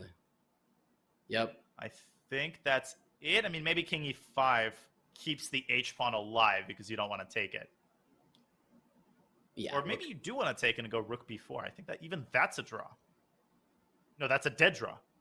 Yeah. Yes. Yep. He's not doing it. That's the thing about these endgames. You the last thing you want to do is ruin your Chess.com Global Championship by taking a pawn in a drawn rook endgame and not holding it. So, it's... Yeah, no, this is okay. We can probably move on from this game. Sam has a minute on his clock. This is huge. Plenty, it's a huge result. Time.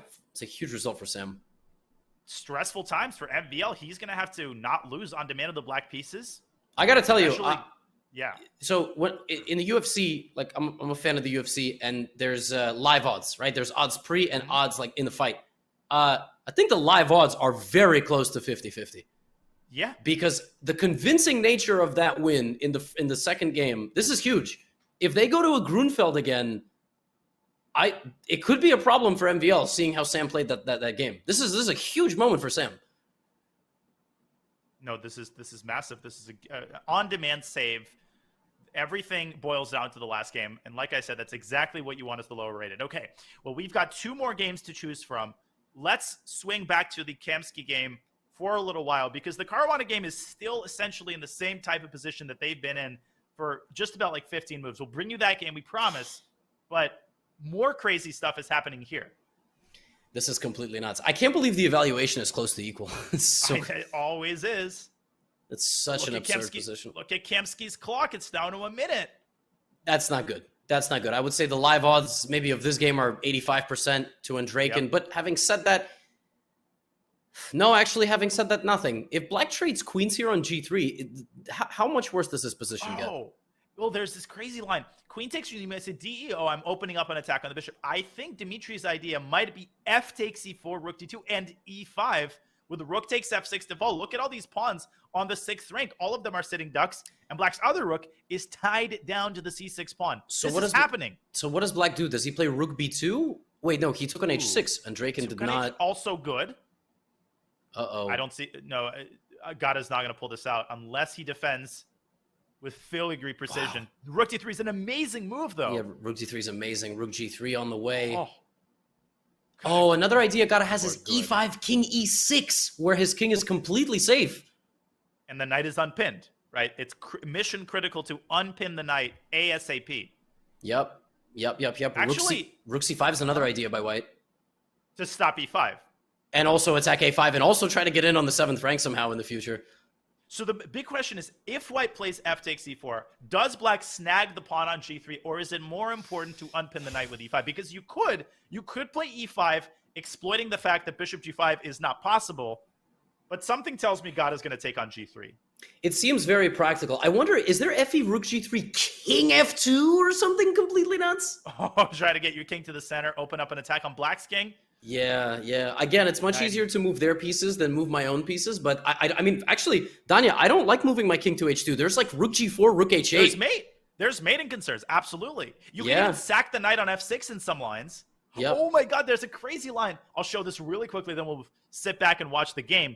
After Rook takes G3, King H2, this might be totally unsound. Rook G4, E5, Rook H8, Rook F6, King E7, and White is going to have to grovel to make a draw. I think Rook F3 holds, but by the narrowest of margins. Yeah, Rook F3 is incredible. Otherwise, this is completely lost. I guess there's also King H3. F6, E4 on the board. Oh God, it did play E5.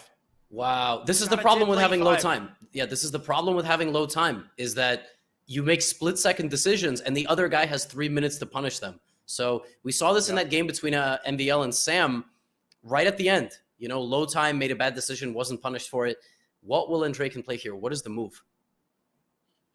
C7. There's our answer. The idea is, again, to stop King E6, opening up the C6 square for his rook. I think this is getting away from him. That's it. I think C7, Rook C6. Yeah, he missed that. He must have missed that. That is a devastating move. Rook takes G3, I think, is forced. He's got to try that Rook H8 trick. See what I did there? Yeah, he missed that. No, sorry. What did you do there? I said he's got to try the Rook H8 trick. Listen, you know what? My pun spotting elo is 300. I'm so focused on that C7 move. What a beautiful move to pin down the C8 rook. If it ever moves, there's promotion. Yep. But what does Dimitri do now? It's not that simple. Black threatens knight takes E4. Black threatens rook takes G3. Rook. No. Rook I was going to say rook C5. I also thought, rook C5. Yeah, it might be rook C5. It's not bishop G7, apparently. Now I think rook takes G3 and knight takes E4. No, he moves back to D7. Oh, God, I'm missing it. God, I'm missing it.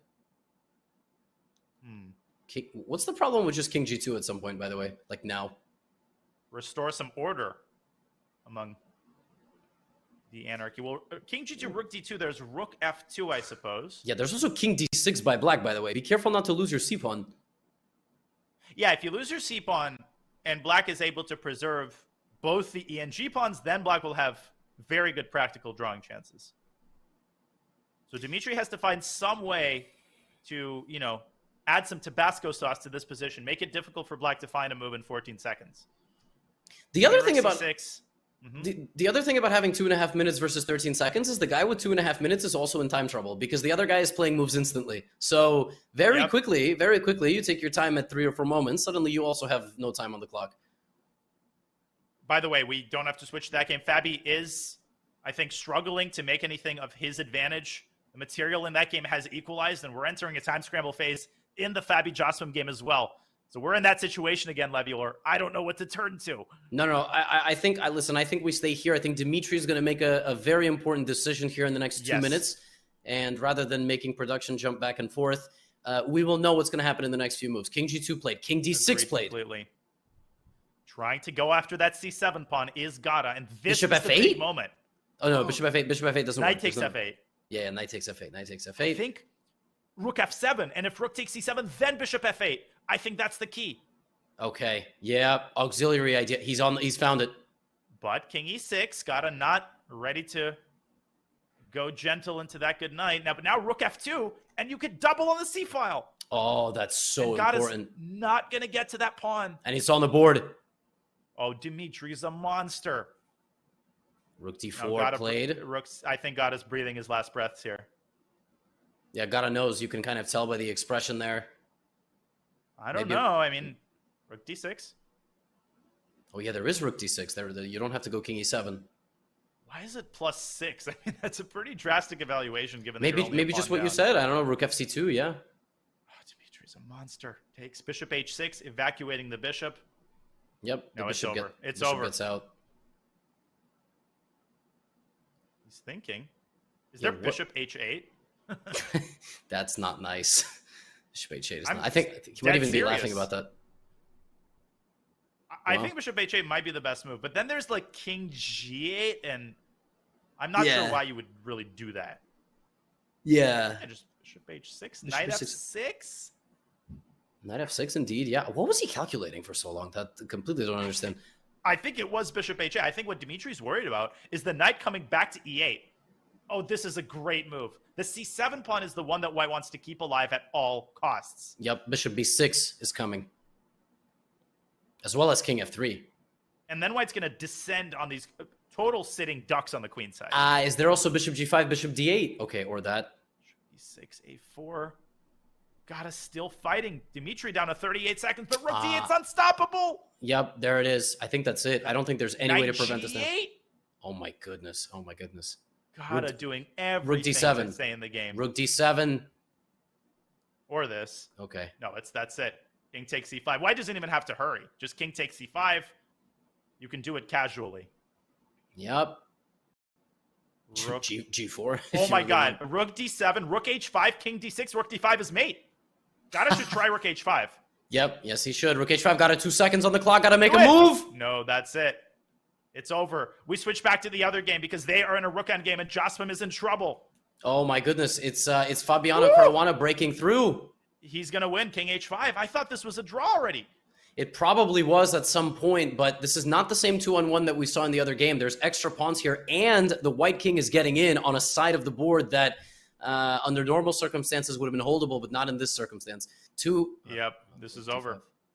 Wow. Both players, both favorites in their matchups, winning game 3 with the white pieces to take 2-1 leads. It doesn't get more convincing than that. These are the championship rounds of these best-of-4 rapids, and Dmitry Andreikin and Fabiano Caruana are delivering the goods as to why they are the number 1 and number 2 seeds of Group D. Holy smokes, those are some incredible games.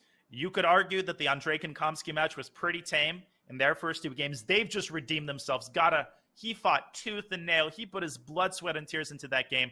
But ultimately, Levy, I think he was off on the wrong foot in the opening. He took a little bit too long.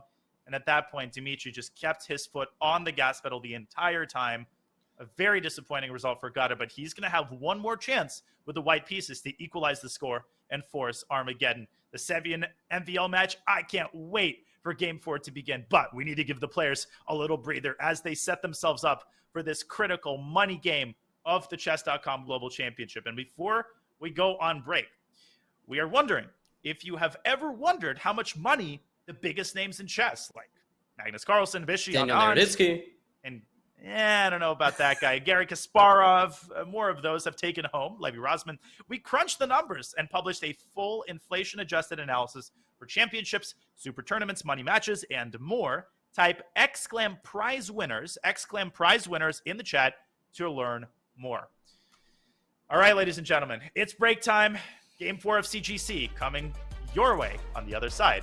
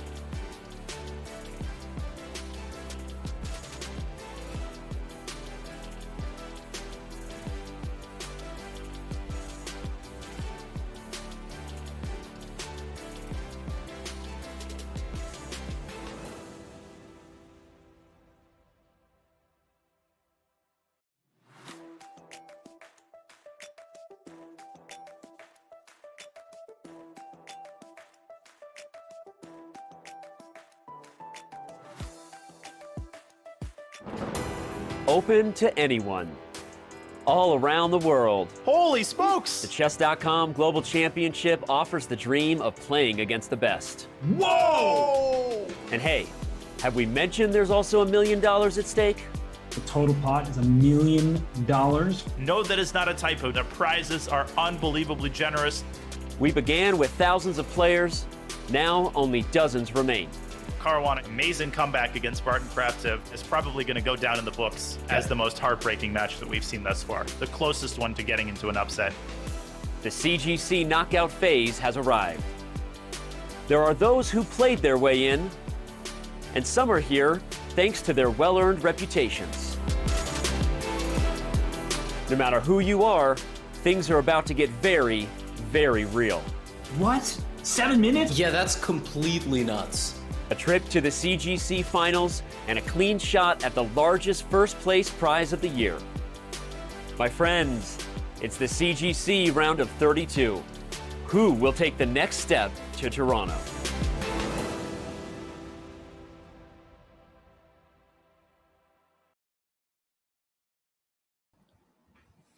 Welcome back to the Chess.com Global Championship. It is the round of 32. Chopping it up for you today, Grandmaster Daniel Naroditsky. I am Levy Rosman. It has been an action-filled day with 3 matches going all the way down to the wire as we await the start of the final match game. Levy, the chess has spoken for itself. As we look at the community predictions, well, some of them aged pretty well. Most of them aged pretty damn poorly. Yeah, that's exactly right. This is our first day of the knockouts in the round of 32, and we brought you some super exciting ones. We're bringing you the entirety of Group D, and the question was, will the top seeds Fabiano Caruana, a world championship contender, and Dmitry Andreikin, a World Cup winner, one of the best rapid players in all of Russia, which is a very tough place to rise to #1 status as any sort of chess player in any type of format, will they move on in their respective matchups? And also, we had a matchup, Sam Sevian, a rising young American who is breaking into the 2700 Super GM Club and getting his very own private jet, which is a binding contract with FIDE. That's a joke. I'm joking. Please, nobody actually take me seriously for legal reasons. That is not a serious statement. But he's taking on Maxime Vacher-Lagrave. That guy is World Blitz champion, okay? A speed demon, monster. And some of those predictions were so absurd. 90-10, 92-7. That doesn't even add up to 99. I don't even know what's going on there, all right? We broke the system. But those matches are very, very close. However, Fabiano Caruana did, in fact, jump out to a 2-1 lead, and you may all be proving us very, very much incorrect for doubting you, but this matchup, this is anything but, and we do see another Grunfeld. Wow, this is crazy. Ladies and gentlemen, another Grunfeld, and now the onus is on Sam Sevian. Levy, it's a mirror image of the previous game, where Sam Sevian repeated the line that failed him in game 1. This time, it's MVL who needs to improve, and they're blitzing yet another crazy Grunfeld variation. There's that sack on A1 you talked about. Yes, there it is. Wow, this is actually kind of incredible. This is exactly, this is all my notes. And there's Bishop B4 here as an idea. Look at this. This has all been played before. I think my notes were Queen C1. I think my notes were Queen C1, if I'm not mistaken. I might have been mistaken. I think so. Well, it's consistent because MVL has started thinking after Queen E1. I wonder if Queen E1 is a novelty. It very well might be. I mean, I'm not going to go check my notes right now. I might just check the database for us. But this is such a fascinating thing. This entire match has been surprise in the first game, go back on the break, and yeah, look at this. I mean, he's just playing every move instantly. What if Black had played Bishop C3 here against the pre-move? Well, then Sevian would have bought a plane ticket to Lyon and probably brought his brass knuckles. Rook FE8 has been played, and I just realized that I had misspoken on our intro, and I said 92 plus 7 does not even add up to 99. What I meant to say was it didn't add up to 100. This is why I'm a commentator and not a mathematician. So that's my bad. Well, in any case, these two guys have shown us incredible prep. Listen, I'm the guy who has to get out his calculator or his phone when I'm trying to leave a 15% tip on like a $50 bill. So, I see. Not even tipping 20%, huh? Do you have that where you are? Do you have the cafe that like serves you a cold brew which took 2 seconds to put together and you have to give a 20, 25 or 45% tip? No, totally. I have the cafe where they kind of know me, and they just kind of look at me with pleading eyes, when I get that drink, and I'm like, all right, 15%, okay. It's absurd. I don't know if this is a worldwide phenomenon or just a U.S. phenomenon. You could walk into a deli these days and buy a bottle of water for $1 and have to tip 50%. I mean, Well, that's a thing. These companies know what they're doing, man. They know how to guilt trip us. But I'm not gonna guilt trip anybody for the amazing chess that we've had on display today. Wow, free pawn. Sam Sevian trying to guilt trip MVL for sticking with the Grunfeld. That is a free pawn on B7.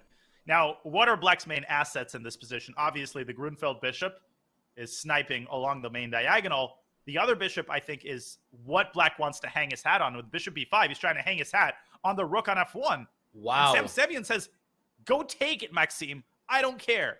I'm taking all of your pawns. This is unbelievable. They are playing so fast. Is this once again prep? Well, I mean, at this point, I have no idea what to say to that. Now, we should show to the audience, because a lot of people might be wondering, wait a second, isn't this a free exchange? Well, first of all, remember that white is already up 2 pawns. And also remember that this thing is called a pawn. It is called a passed pawn, and the red carpet, Levy, is fully unrolled. It's like when the presidential plane lands, and there's that huge carpet. That's exactly what this makes me think of. That's how you fly back and forth to the Bay Area. I know you're taking that jet, Danya. I know. Chess. You had to reveal that to the entire 10,000 people who are watching the show, right? You only 10,000? Information to yourself. Only 10,000. I was on that. 50,000. Bishop F1 played. So 100,000. One of two things is going to happen in this position. And I you know what? I think it might even be just one thing. But let me just say one of two things will happen. White will grind down Black in this endgame because of the passed pawn, because of the sheer number of extra pawns. But the other thing that can happen is this is just some sort of forced draw. Like, we might be kind of getting conned here. These guys are just playing every move very fast, but that's because they've studied up to 30 moves, and they know that the position is just a draw. So there might just be a repetition of moves. You mean we might be getting Paulsoned? You said we might be getting conned, like the con Sicilian? Yeah, Paulson con Sicilian, yeah. Okay, so rook takes a7, no comment. Now, it's interesting that white didn't trade rooks. I think a lot of people, Levy, would be wondering why white didn't trade and play d6. It looks like the pawn's unstoppable, but that's an illusion precisely because Black has this bishop f8 resource. In the moment the bishops are off the board, correct me if I'm wrong, I think that this is the nightmare scenario.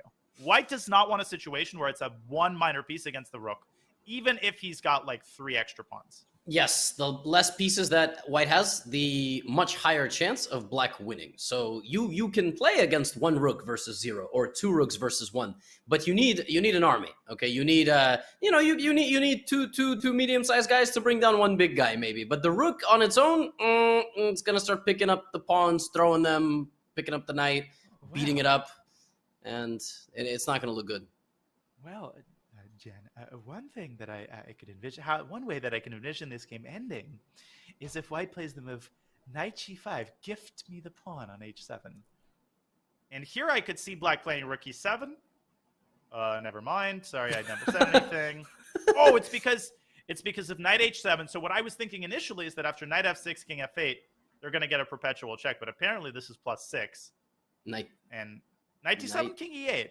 Yeah. So maybe the rook just drops back, and the point is that white has way too many pawns here. Yeah, I guess that makes sense. What a fascinating game. Incredible. I mean, we're just treated to top-level preparation. The CGC is awesome. This is great. I mean, these matchups just cater to the best kind of chess, the kind of chess that we want to see and don't always see in classical tournaments, if I may be so bold. Oh, no, we definitely don't. And you notice even MVL had to kind of go back in his toolbox and be like, all right, what do I have against nonsense Grunfeld sidelines I never face at top level? Yeah. I have some bad news to break to you whenever you're ready for them. We have a Berlin. We have but not just a Berlin, right? That's an like endgame. The dentist. That's like when the dentist says you have bad news, like you have crowding in your teeth. Like, I don't care about that. Just tell me that I don't have any cavities. Unfortunately, we have some cavities. We have an endgame. We have it. Oops. We have an end. Sorry about that. Well, that's definitely not a chessboard. That is not a chessboard. Have you broken our chessboard? I have broken your chessboard.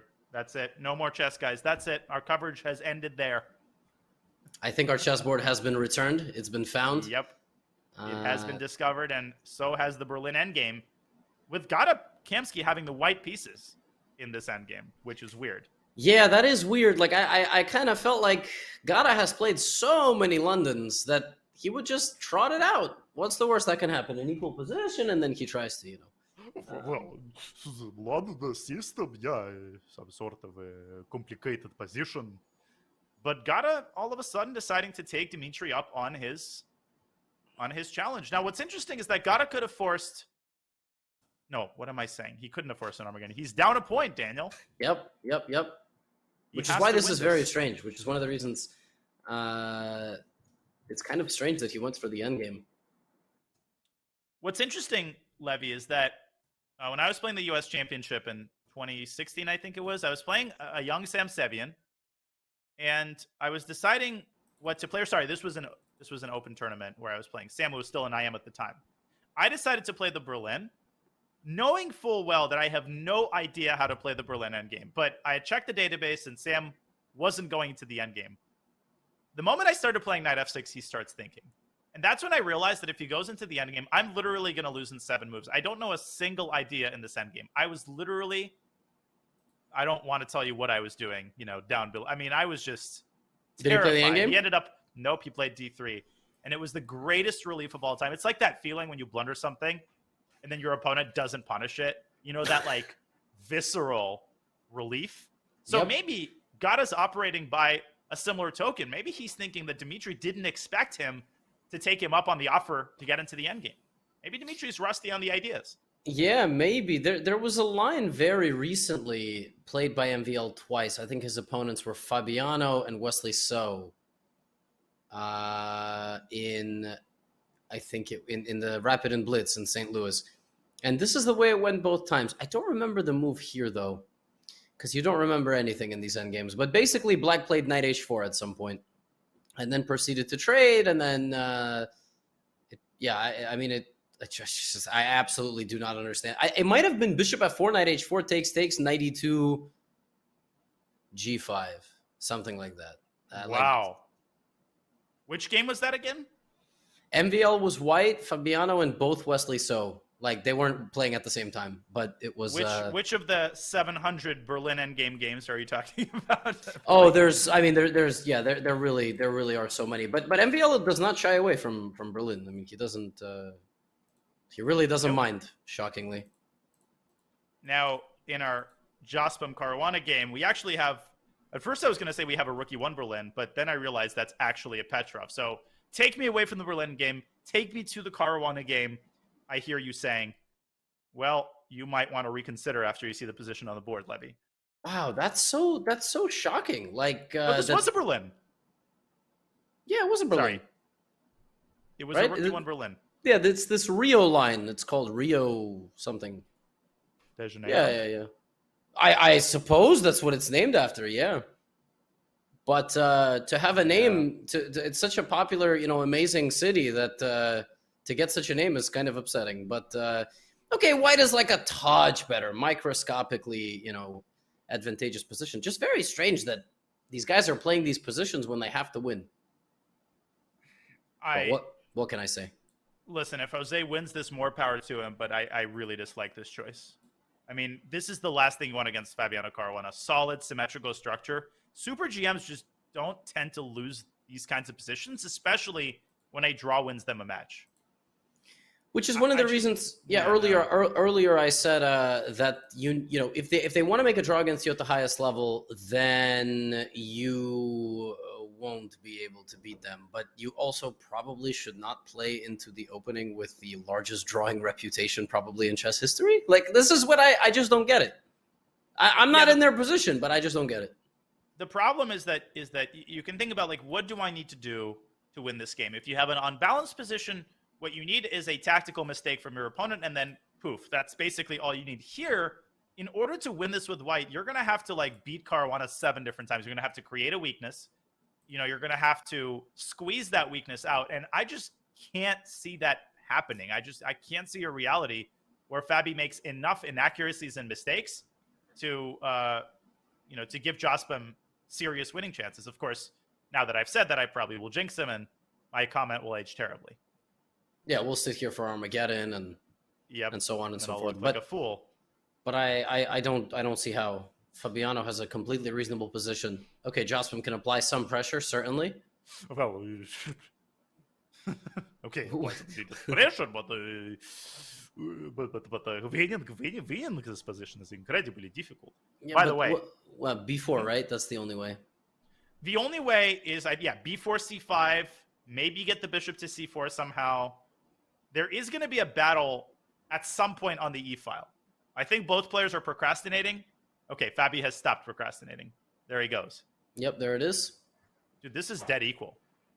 Black is not worse here. Yeah, I don't know. Like, not even a smidge. Not even a smidge. I don't know why there was no 4d3. Maybe it's just not part of Jospin's repertoire. That's very reasonable. But who cares? You've got to be able to improvise in a must-win situation. The top priority is to keep pieces on the board. Don't let everything get exchanged as part of the theory. Yep. I'm not sure what the logic there was, if I'm being honest, but what to do? Yeah. How's the meantime? Komsky, something. Well, the MVL Sevian game is going to end in a draw imminently. We can maybe pop in and take a look at that one. Okay. So I said it was a 50-50 shot, but I still think it's like 60-40 going into Armageddon. The really interesting thing for me there, okay, yeah, this is just a draw. I mean, if anybody wins, white wins. White's going to have a king, knight, and 2 pawns, right? Potentially. But that is a winnable endgame at many levels. Not at this level, but at many levels. It's very possible to win. It is. It totally is. No, but Black is essentially, okay, I mean, I think Sevian can play f4 if he wants to, but I think he might not even do that. He might just like shuffle back and forth and agree to the draw. Yep. MVL with 12:43 on his clock. Yeah, just absolute 34. Boss. Was like, all right, I lost in the Grunfeld. This dude is never going to beat me in the Grunfeld again. Here's the thing. If MVL... So we have a fascinating Armageddon format where the players do not automatically get white or black depending on seeding. They actually bid. I think, correct me if you think I'm wrong, I think Sam Sevian needs white in Armageddon. Like, if Sam is black and has 15-10 to start, he's dead. I mean, I don't think he can hold a draw 5 minutes down, no bonus time. I just don't think it's possible. I guess a guy like MVL. I don't think it plays to his strength. I think MVL needs white in the Armageddon, but you might disagree. I think that, no, I agree in principle. I think if you want to maximize your chances of success, for Sevian, he should take white. He should bid a high number. I agree completely. Now, I don't think that, it's a done deal if he gets black, but in general, I agree. Given MVL style, I would be very surprised if MVL doesn't essentially insist on having white. If Sevian doesn't insist on having white. So both players could end up bidding something really high. Yeah, they both could. I was just about to ask you, what does Sam Sevian bet, in your opinion? What does he put? Because he has to potentially play black with a huge time deficit. So I think he'll bet 11 or 12. Bid 13 minutes or so. Yeah, I think he's going to have a high bid, and I think MVL is going to bid like 14 or 14.30. So you think MVL doesn't care? I think MVL wants white. Oh, you think MVL wants white? Sorry. I think MVL wants white, yeah. But then again, maybe they're thinking completely differently. Maybe, I don't know what MVL has chosen historically. One interesting avenue would be to have statistical information on what bids they've chosen historically. Wow. Something that we will build up as the CGC progresses. So we'll see. A history of players Armageddons in various online formats. Damn! Really look at us. Chess is flourishing. We are at the vanguard of innovation in chess. Yeah, that's that would be amazing. We don't have any data reporting bureaus for chess just yet. We've never really had something for that. That's definitely something that we need. That's fascinating. Again, Levy? Have I played it? Yeah. No. Sorry to cut you off. I'll let you. No. I've never played in any substantial enough event. I almost did, but my match with Rosen went to tie breaks the one time that we played. Uh-huh. But What I was going to say is it kind of also becomes a poker game here because, or like rock, paper, scissors, you know? You don't really know what your opponent is going to do. And you also don't know what you're going to do. It's like a split-second decision. So does MVL think Sevian will bet low? Like, does MVL think Sam will bet 11? So MVL will bet accordingly. Or will MVL just say 14-30? I don't care if I'm white or black. You know what I mean? Like, is he just going to... Well, here's the thing. I think the way that the process works, the player first asks himself, do I want to be white or black? Right? And then I think it's less about what the opponent is going to bid, because predicting, it's like in Final Jeopardy, right? You don't think, oh, is he going to bet his entire sum or is he going to bet $1? I think it's more about like, what do you want? And then you bet accordingly. Because trying to predict is, I think, way too difficult. Understood. But you think they both want white? I think they both want white. Yeah, I'm gonna predict that they both bid a high amount. Game is over. See, that's fascinating. It's such a cool little avenue, right? Armageddon bids, and I just love the fact that we get to talk about that because it just adds so much intrigue. But speaking of intrigue, that game is over. Let's switch to the Gata game, but we can continue talking about this. Yeah, we can. It definitely makes for interesting conversation. It's one of the cool formats of the CGC. I think first one ever. We've had various Armageddon formats, but Sam Sevian is making the 90-10 look completely idiotic. No disrespect whatsoever, but I mean, he's just like, you guys really thought I was a 10% lock? Watch me get this white in Armageddon and potentially put the match away. Kamsi's going to have to come up with something, because if the plan there was to get Dmitry Andreikin into a Berlin endgame deliberately and then win on demand, I'm not super convinced right now, down 2.5 minutes. No, neither am I. I mean, Dmitry has played all of the typical Berlin moves. He's got the pawn on b6, the bishop on d7, and, you know, white basically has to choose on which side of the board he wants to, you know, carry out the typical ideas. And there are several. You know, you can try to play g4, but if you play g4 here, Levy, I'm not impressed with this. I mean, hg, knight h4, you're really telling me this is not how Rome was built. No, to be honest with you, I have no idea how Rome was built. But I will tell you that, yeah. But this position is certainly not going to be built the right way. I mean, the Berlin is just, it's like, think about it. It was an opening popularized by taking down the freaking GOAT. Okay? Gary. The fact that anybody tries to sit in white shoes and take it down is crazy. Okay? It shows you the level of character that you have to go, man, the GOAT lost with this, but, you know, to hell with that. I'm going to show some ideas 20 years later. Think about that. This opening defeated the GOAT. We live in a world where Garry Kasparov gave up on this opening 2 games in and was world champ for 30 years. Okay? So, folks, I don't know. I don't think this is it. I'm doubting this decision from Gata.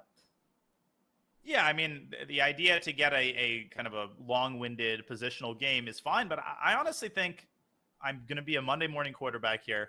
Gata should have played a London. I think he should have played the opening he's most familiar with. Yeah, Dmitry probably prepared against it, but Gata has been successfully destroying GMs in the London for 25 years.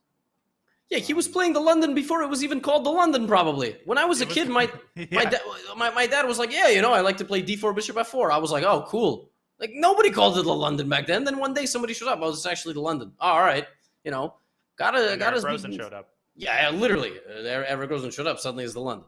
No, I mean, on a serious note, I said that in the early stage of this game. It was shocking to me to see this. And, well, we will see. We will see. Yeah, I mean, still plenty of life left in this position. Somebody was asking, I saw a message written in the chat, whether the players are bidding time or money. They are, in fact, bidding their prize money. That they have to give away 50% of their earnings per 1 second.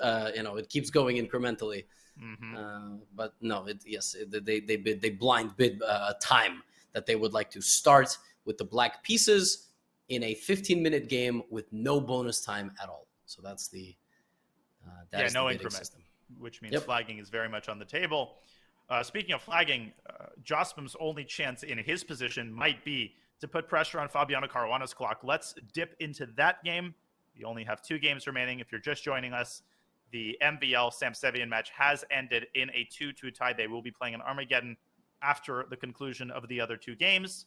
And Fabiano Caruana holds a 1-point lead against Jose. So a draw in this game is going to win him the match. And unfortunately for Jospim Levy, I don't think much has changed in the way of White's winning chances. We just received word that Sam bet 12.20 and MVL bid 11. So 11 minutes will be the starting time for Maxime Vacher-Lagrave with the black pieces, and Sam will have a 4-minute lead and the white pieces.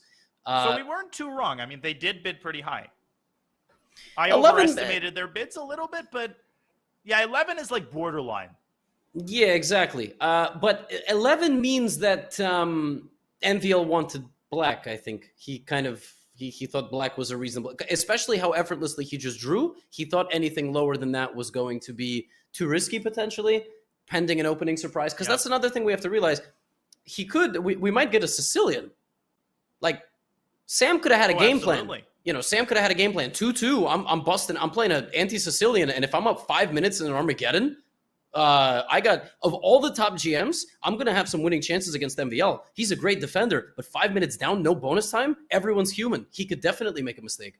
Oh, totally. I'm actually going to predict, I'm going to predict something offbeat by Sam, because what you want, no increment, as you're saying, you want to take your opponent out of theory as quickly as possible, so their clock starts ticking. The worst thing to do would be to play a 25 or 30 move Grunfeld, hoping that some novelty is going to rattle the opponent. You want something where there is no risk of the game just fizzling out immediately. That's why, like a rookie one Berlin would be a terrible idea in an Armageddon, because it gives the opponent a chance to play a lot of theoretical moves quickly and get a well-defined position. So maybe one C4, maybe an offbeat Sicilian. I'm super excited to see what Sam has in store for this Armageddon. I think he's going to play C4 probably, or he's going to play some ridiculous Sicilian sideline. But he's a principled guy. He could play some main line, although I don't think that's the right... It's like you said. I think you need to play enough of a sideline that MVL either has to think or blitz things that are intuitive but not necessarily correct. Yeah. Not necessarily correct. And 15-11 is a sizable time advantage, for sure. No, it is. 4 minutes. I mean, we're going to expect MVL to play really fast, but the no increment adds a pretty major wrinkle. It means that, getting an equal endgame when the opponent has 1 minute on their clock is actually a totally viable strategy. So we'll see. In the meantime, Levy, not much to say about this game, I think. We haven't been discussing it much, but I really have nothing to say. I think this game is basically over. I mean, Fabi, this is kindergarten for him. Yeah, this is a position where if Fabiano lost, I would be more impressed with his loss than with Jospim's ability to win the game. I'm sorry, but of course there are some very small chances if the B7 pawn somehow falls. Like, objectively, the pawn structure favorite the benefits the player playing white because he has a lot of pawns on dark squares. Black has this bad B7 pawn, and in a perfect world, that bishop teleports to C8, somehow avoiding detection and takes everything. But unfortunately, it's not a perfect world for Jose Martinez. Humor me for a second. Let's say Black plays D5, which would be my intuitive choice for Black. Could White try something like F4? Let's say Black makes a waiting move, Queen E5. My question is, are these bishop endgames always a dead draw? And now that I look at this, I think the answer is yes. Black could just play G5, and you will never, ever be able to make it past F4. Nor will bishop takes A6 ever work. I thought for a brief moment, maybe in some version, what are you even talking about? This bishop is never going to leave this diagonal. Yeah. Fabi has taken on C5, though. It might have worked if the B4 pawn was on B6. That, of course, is always a possibility, but yes. That's not... Yeah. That's a great point. BC is also fine. This is the same thing. Yeah, Fabi took. He has more than enough time. It's one of these positions, like, it's Jose Martinez versus Fabiano Caruana, right? If it was Magnus Carlsen with the white pieces, we would be sitting here like, oh. It'd be singing a different tune entirely. Whoa, bishop G6. Oh, Fabi missed that for sure. Now, by miracle, the A5 pawn happens to also be hanging. But wait a second. This is getting a little bit interesting now. Was that his idea? I don't think so. I mean, why would you allow that? Okay. Yeah, judging by the very slight movement of Fabiano Caruana's mouth, incremental. I could tell that he's sort of exhaling. They don't know it's equal. Okay. I think everything just shifted psychologically. I think Jospin goes, holy crap, I thought I was just drawing. He still might be. No, it is. But Caruana's like, what am I doing? How did I hang G6? No, you know what the crazy thing is? If he would have played D5 in this position, it's kind of a miracle that he's decided to play DC, after which the A5 pawn is weak. Now, I understand that's the reason why he did it. But after queen takes A5, I think on second thought, although the position seems now to be quite unbalanced, the problem is that the queen is getting into A2. This pawn on H4 levy is a major asset because it is keeping the white king caged in on the first 2 ranks, and that might give black enough counterplay for a pretty swift draw. Yeah. You know, on second glance, I'm wondering. Well, not second glance. I've been staring at the position for about 2 minutes now. Ooh. I really wonder why Fabi even made that facial expression. Maybe he was breathing and not exhaling that he was a little bit unhappy with the situation. But it still feels unreasonable to want to allow this. But yeah, queen A2. No, totally. I mean, if Fabi could do this over again, I think he obviously wouldn't allow it. But the other issue is that queen H7 it's an annoying idea because it could be followed up with queen H8 and queen takes H4 check. All of a sudden, Fabi has to solve problems that he probably never thought he would have to solve. But that's one of his great strengths. I mean, Fabi is such an objective player. He doesn't really just tilt out of nowhere. And I think A5 is excellent. He sacks the H-pawn, and he actually could end up winning the game if Jospin overpresses. But how's he sacking the H-pawn? Because at the end, don't you have bishop B3? Yeah, I mean, so let's broadcast the line. And then I want to get to the Gata game because I think we've got some interesting developments there as well. What you're saying, Levy, is that the king escapes to D7, and no matter how the queen defends the bishop, yeah, you've got bishop B3. Agreed completely. Yeah, that's what I thought. At best, it's a perpetual for white. At best. Yep. Okay, let's go check on Gata. Okay, we were by Jose. Yeah, we were a bit unhappy with his handling of the position there, but dude, you will not believe this. You will not believe this. Oh my gosh, this is the same game. How did this happen? Winning. What is the bishop on C7 doing? What is the pawn on D6 do? What are these kingside pawns? Why was that a bad move, by the way? Okay, no, Stockfish restabilized. Oh, maybe is there like? Oh my god. No, there is no rook G5. Right now, what I'm most curious about is, was something blundered by Dmitry? What happened to his position? Yeah. Shall we rewind a little bit really, really quickly? Yeah. What has transpired? This was normal. Now, I think the problem started with the move C5 because it weakens the D5 square. Rook G8, Bishop G5, all of a sudden, white's getting the knight into F4. Gotta just like forced Dmitry to play F6. That's another weakness. And then he got the knight to D5. He just outplayed him. Yeah, Bishop D8 is a frustration move. Oh, that's a disaster waiting to happen. And Gata immediately recognizes the knights are better than the bishops. Look at him, just confident exchanges. Massage. It's over. Yeah, I think Dmitry doesn't want to get massaged anymore by Gata. I think he's quite done with the situation. H4 knight F4 rook D1. Ooh, H4 apparently was not the move. I mean, what can we do, right? Like, what can we do? We're just human beings. Okay, I think the reason Stockfish is so unhappy is because the bishop can get to E5. Of course, I just jinxed him. Yeah, the bishop gets to E5, the rook gets to H8 levy, and we're starting to talk about a fortress here. Oh my goodness, yeah, that's crazy. Gata had to play rook D1 first. There actually was a difference in the way you handle this. That's unbelievable. Bishop E5 is apparently a near draw for black. Oh, rook D1 first. So you force the bishop to get to... Oh, you just get the rook to D5. Yeah, that too. I think Gata just did what we did. He played the way we spoke about the position. We said a bunch of moves out loud, and there was no difference in the order. There was a massive difference in the order. But even, like, I think the right approach was actually not to go for the H5 pawn, which is what our intuition is saying. Oh, you should go H4 knight F4. It was to win the F5 pawn, and Gata just not sensing the urgency. But now he's winning again. God, Dmitry has kind of lost his mind here. King G6 apparently was a mistake, but defending this position against somebody like Gata Kamsky is virtually impossible in the long run. Right, because you don't even fully expect there to be a fortress. I think like Andreikin almost surrendered to the fact that he was most likely going to go down over time. And then for that split second, you don't know that the guy messed it up. This is crazy. Winning on demand in an opening that we thought that he really shouldn't have been playing. He makes us eat our words, and we see why he was 41%. I mean, I think this is probably what Jospin should have done instead of going for Rook E1.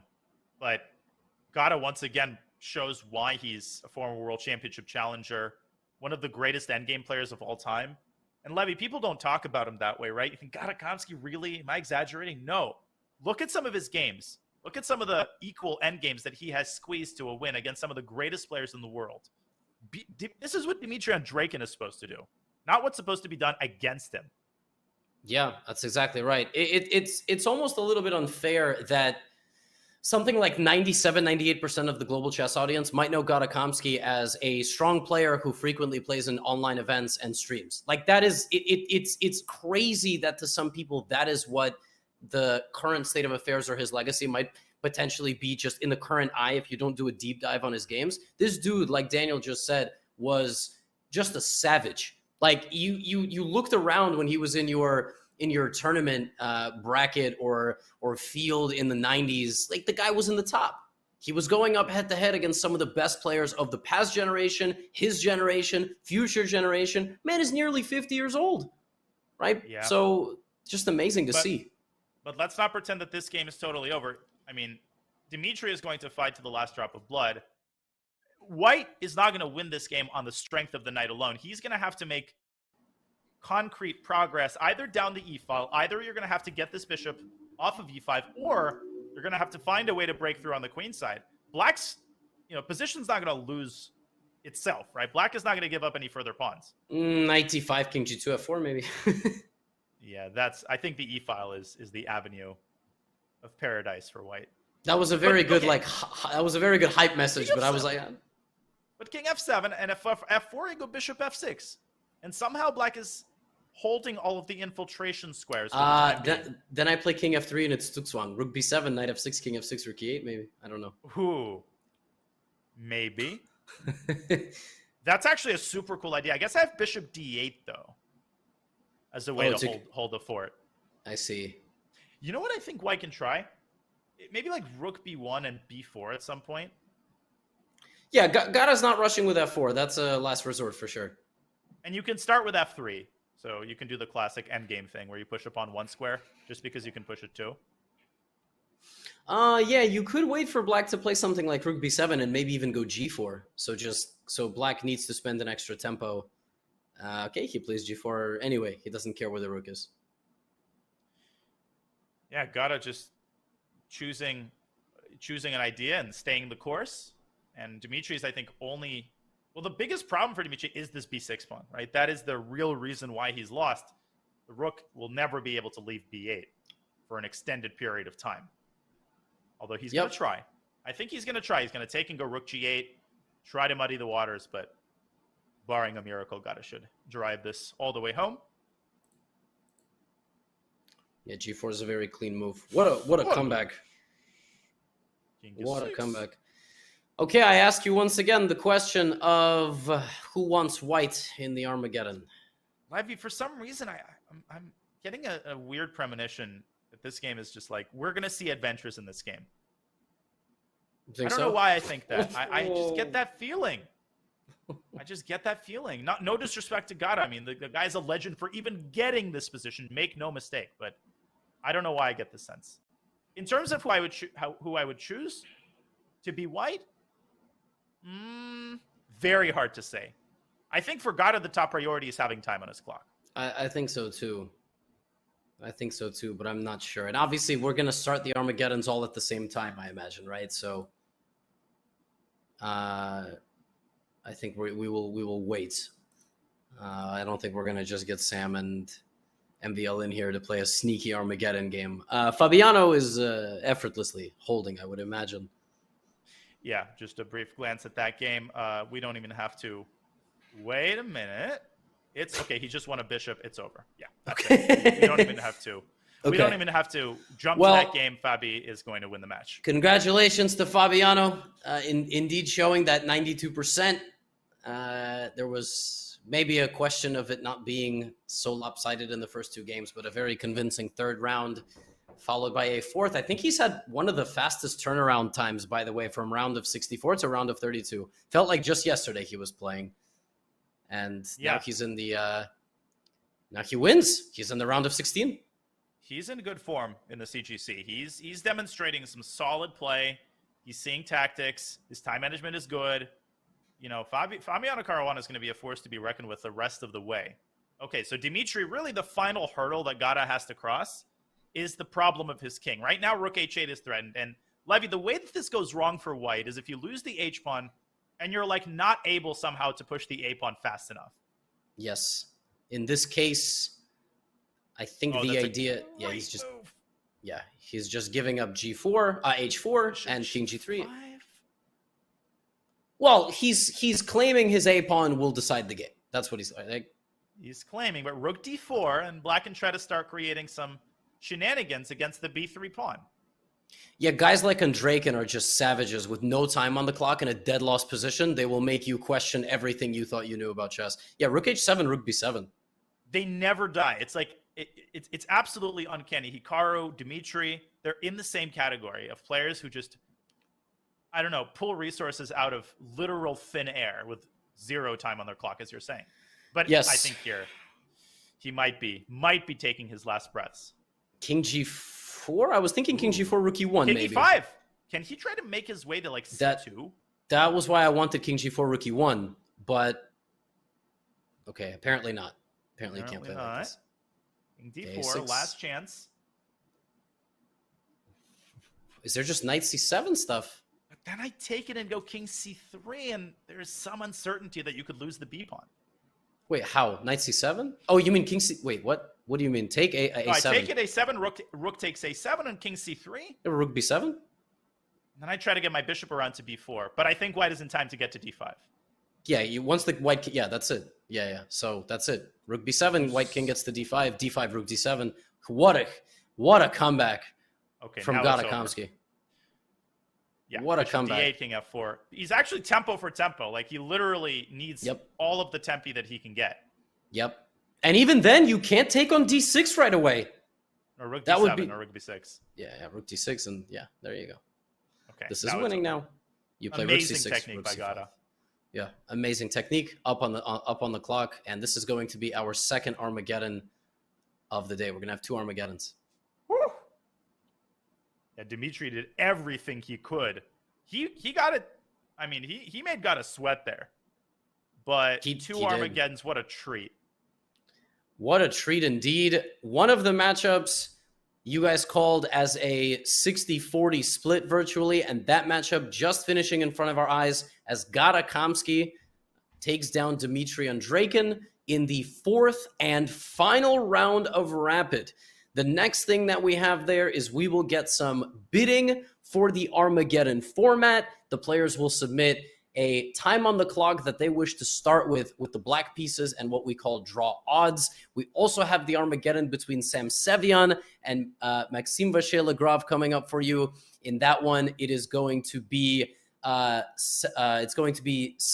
starting with the white pieces, MVL playing black with 11 minutes. And we've been here for a while. We will be right back with a very short break and our last two.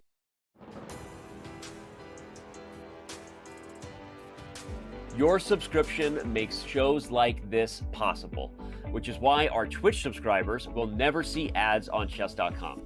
Connect your Chess.com account and Twitch account at go.chess.com/connectaccounts, and bang, boom, voila, you're done. 100% ad-free bliss forevermore. Whether you're following our events on site or on stream, type the command connect in the chat, and thank you for helping bring these shows to life.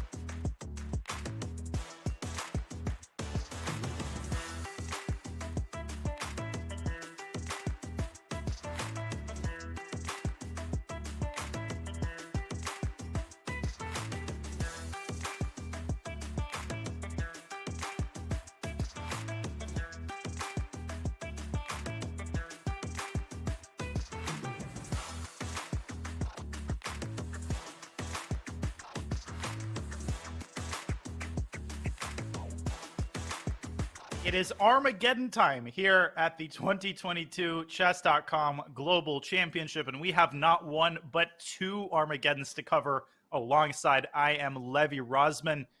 Levy, we should go over the Armageddon format in case somebody's just joining us or in case you've never seen an Armageddon before. You are in for an absolute treat, aren't you?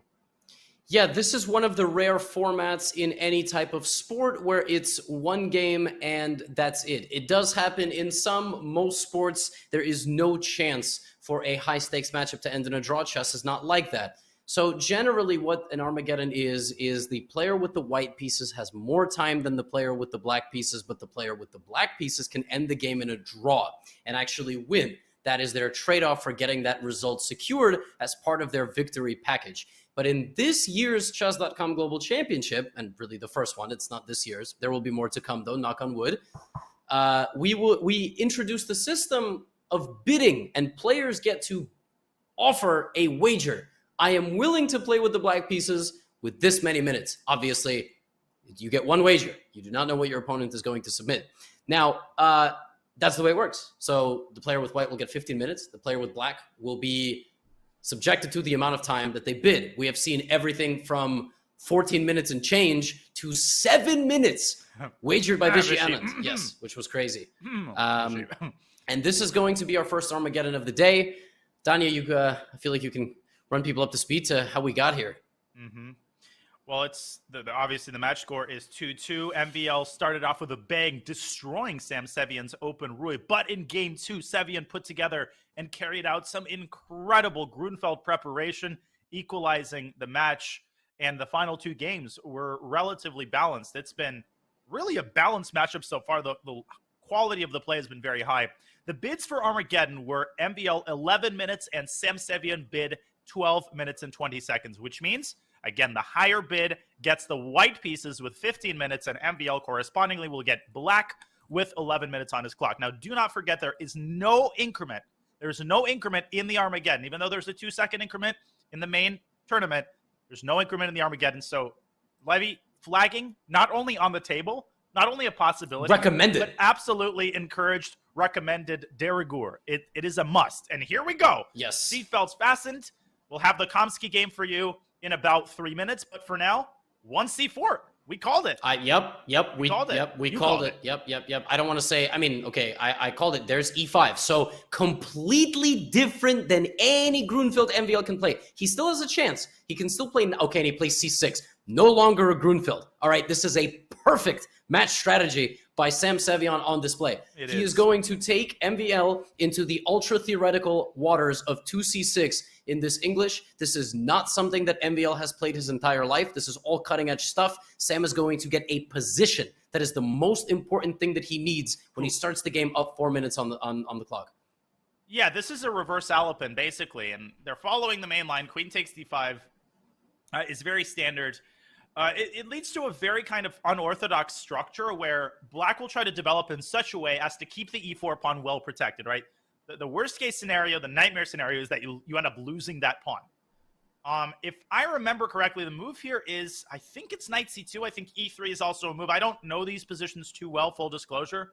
So I'm kind of on my own here, and maybe Sam Sevian is on his own as well. He's been taking I can take it out of your hands. I did study this line a lot. I studied this line a lot in hopes of trying to create various imbalances. Also on the second move, I've looked at d4 for white, which is another option. There's a lot of options, very fluid position. The queen will now go to e5, and then white is going to try to play d3 or d4 at some point, or delay it completely.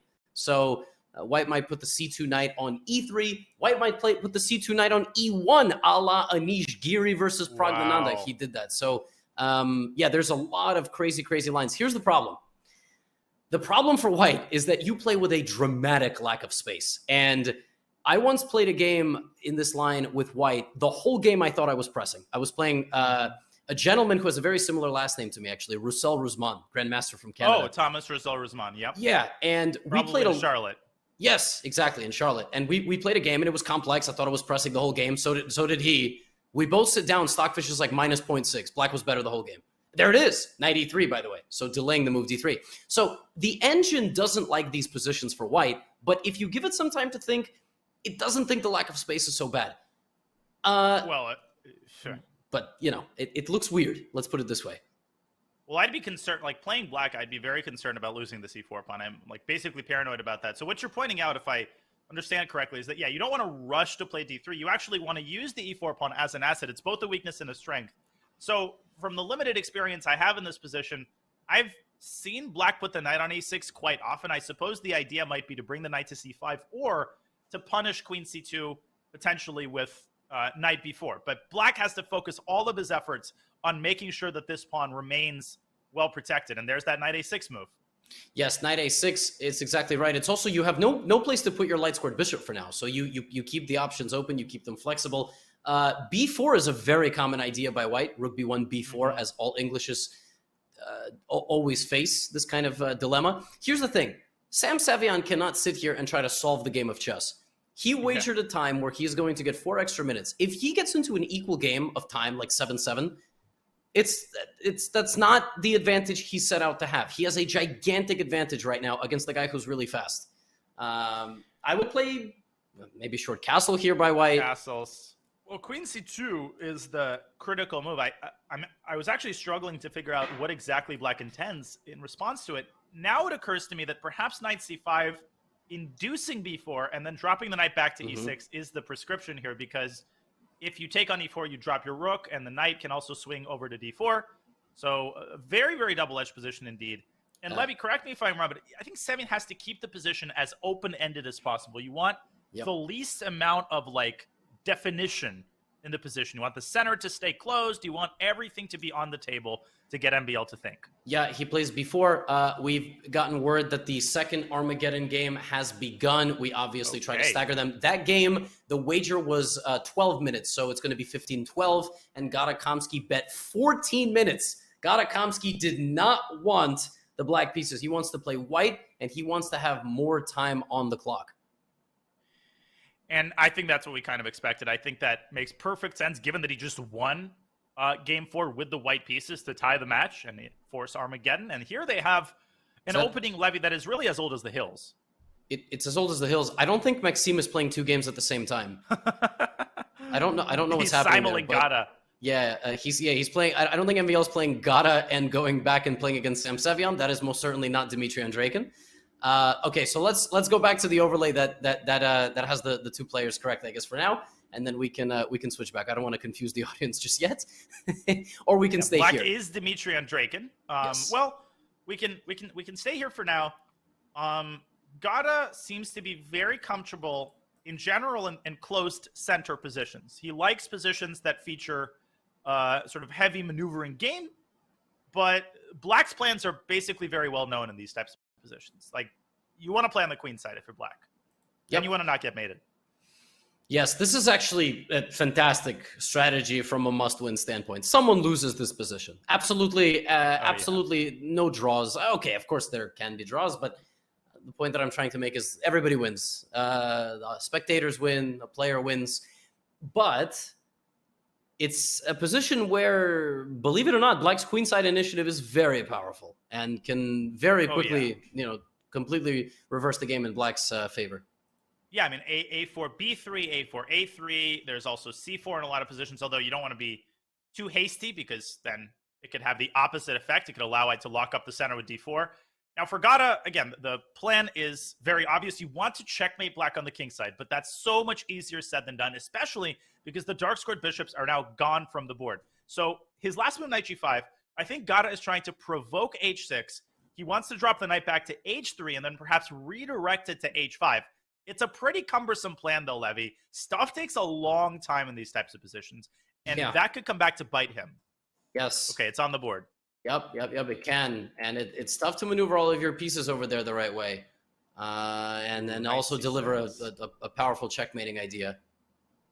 Yeah, I'm starting to get worried here on Gata's behalf. What if black plays knight c6 to hit the e5 pawn? If you play queen e2, you're always running into knight d4 in these types of positions. And things can get very serious, as you're saying, very quickly on the queen side. Yep.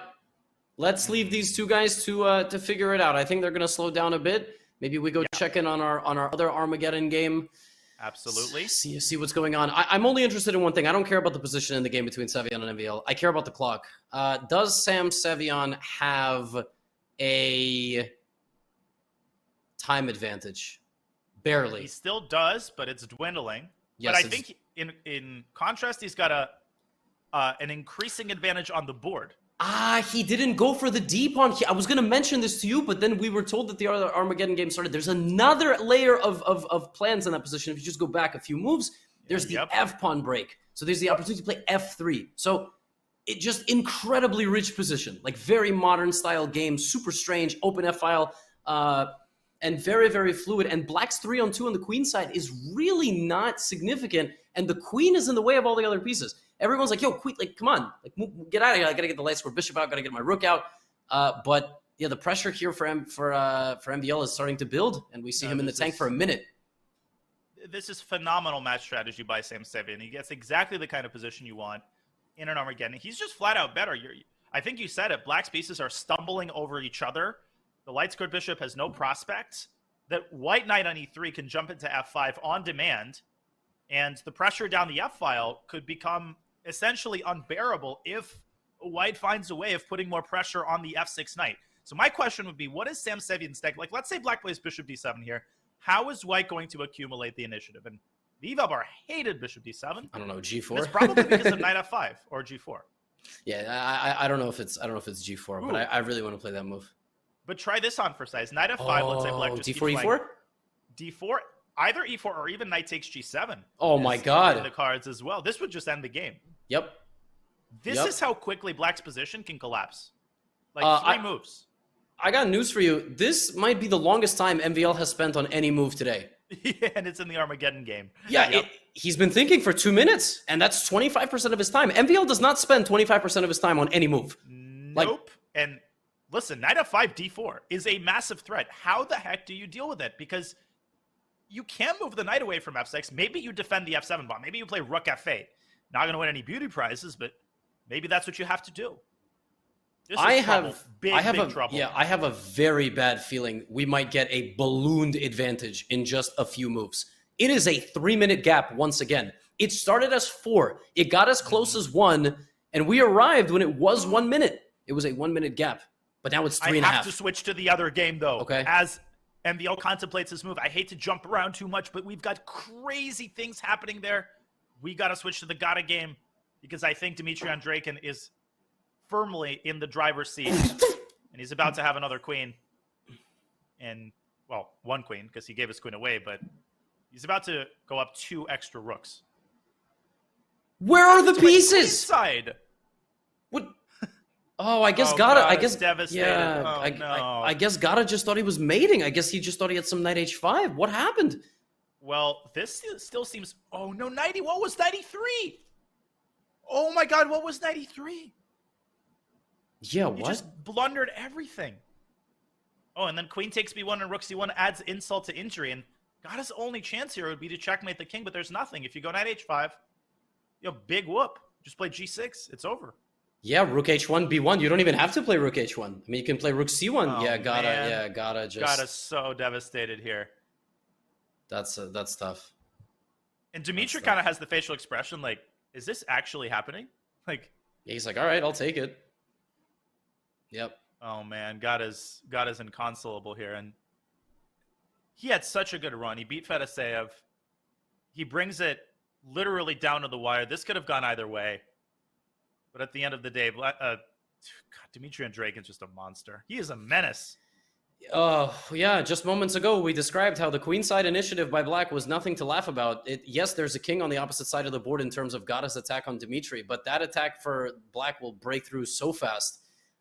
Listen, I feel like keeping this here any longer is just a bit unfair. To Gata, it's going to be Dmitry Andreikin punching the first ticket no, sorry. Yes? The second ticket. Second ticket, yes.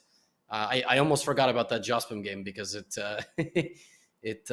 finished pre-Armageddon. So big congratulations to Dmitry Andreikin, and 1 and 2 move on in Group D. Look, we can, as the great Charles Barkley once said, we can sit here the entire season and act like Golden State Warriors aren't going to win the whole thing. But Andreikin and Fabiano were very clearly going to be the favorites out of Group D, and we're going to see a final in the round of 16 between the two of them. We are indeed. We will leave Dmitry Andreikin to put the finishing touches on that game. Back we go to the Sam Sevian game against MVL. You predicted a upward swing of the eval bar in the next couple of moves. MVL has finally made a decision. He's got 5 minutes on his clock, and the decision he ended up making is queen e6 to e7. Levy, I think that's actually a very prudent decision by MVL, trying to take the sting out of the move knight f5, which White could play anyway if you want to get the bishop pair, but after bishop f5, rook f5, maybe black plays rook a8, and he has a little bit more breathing room. Yep, rook a d8. Oh my goodness. This is a terrible for black. Yeah, it looks very, very dangerous. 2.5 minutes up for Sam Sevian, and he has to decide now whether he's, and it's on the board. Now, we're going to get rook f5. Okay, rook a d8 was just a sample move. I'm not saying he'll necessarily play that. I think it's just like what you default to if you don't know what to do. All right. I mean, rook a d8, right? Like, what? Okay, but what else can you play? Okay, well, bishop takes c. I think some people might be curious. Why not bishop takes c3? Let's pull up an analysis board for this. Bishop c3 and queen e2. And Levy, I think the reason is actually very straightforward. I just think White can take on f6 and look at black's king. It's toast. Yep. Rook h6 is coming and rook f7. It's completely game over. Yep. Yeah, this is out of the question completely. 4.5 minutes. I mean, regardless of the eval, Levy, you've been saying this since the start of the game. If MVL gets down to a minute and the position's equal, the game is over, right? No increment. Yeah. No, I mean, the game is over if you get to a minute and there's any sort of pieces on the board and it's equal because you just flag the other guy. Like, yep. Unless one of them has just unbelievably high morals and doesn't want to make the round of 16. But like, this is part of the event. Okay.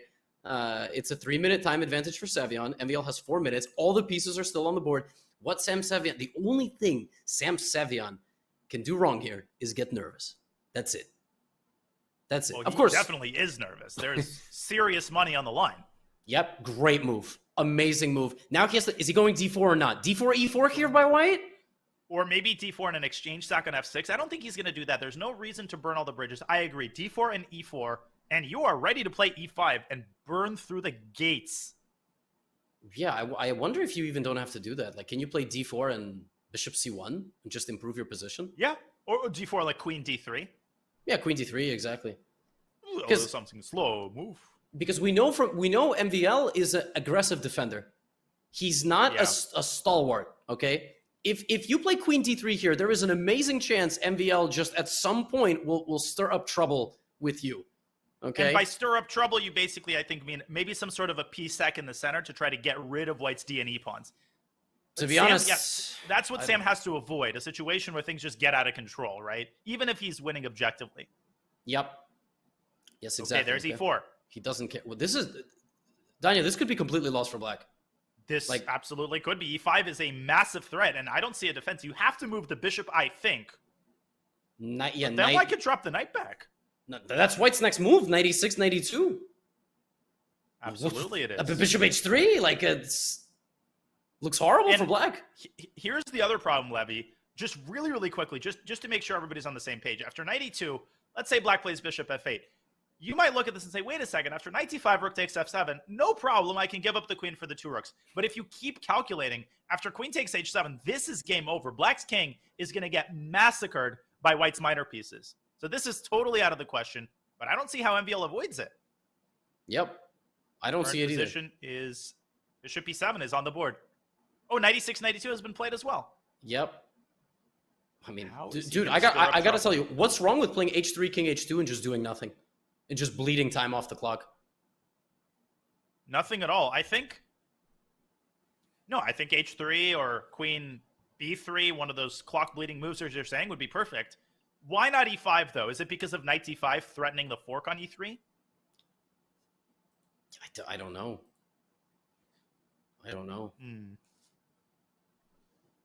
I think that's actually why MVL put the bishop on e7. And, excuse me, and not on f8. I suppose, yeah, he might. This is such a tough spot for black. You have 0 forward moves. Okay, queen c1. Okay, this is one of those moves like, aha, I don't have to do anything. And rook f8. Okay, rook f8. He's trying to enable the movement of his own knight. I think MVL is also just going to shuffle back and forth. Yeah, he has literally 0 more seconds to waste. And he has to try to equalize the clock. That is the first step toward making a comeback for white. There's that king h1 move. Oh my goodness, that is so Sam funny. is chilling. He's literally, look how much time is coming off of MVL's clock. Okay, rook d8. Okay, the rooks are even more congested now. Yeah, but eventually Sam is going to have to step on the gas pedal. Like, eventually he's going to have to make some sort of decision Yep. on how he wishes to proceed. Yep. He can only play so many h3, king h2s, and king g1s without them, without the position repeating. 90-second time advantage now for Sam. Yeah, he's taking his time. I think he's trying to figure out, like, not only when he wants to play a pawn move, but which pawn move he wants to make, because both d5 and e5 are on the table. There's the case in point. He plays d5. He plays Knight d5 indeed. God, black is teetering on the brink here. Yeah, it's complete collapse. Like, literally every move can be the end of the game. Yeah, but if white's not careful, I mean, it's so easy to blunder. Like, knight f4 blunders the rook on f5. It's so easy to make one of those moves, especially when you're nervous. Yep. Is there a sack on f6? There's a lot of things a lot of noise that white has to sort through to find the right move. The knight back on c7 there. Sam down to 420. About a minute time advantage. Dmitry has won, by the way. It is official. He is through. It took that long? Wow. Well, I think Gata just spent a while coming to terms with the defeat. He's allowed to use his entire allotted time bank, of course. That was a very, very tough loss. Armageddon, I think statistically the players performed something like 10 to 15% worse than, their average ELO performance throughout the event. It's actually proven. Mm-hmm. Very few players keep their nerve successfully, especially if it's a very fast Armageddon. So this is an extremely, extremely rough spot for MVL. But the one thing that he has going for him is the fact that we are getting within about 30 seconds. But rook g5, another accurate move. Another accurate move. Well, the death knells are starting to ring here because rook takes f6 is now a devastating threat. The big question to me is what he plans against h6. Is he planning some sort of crazy rook sack on f6 anyway?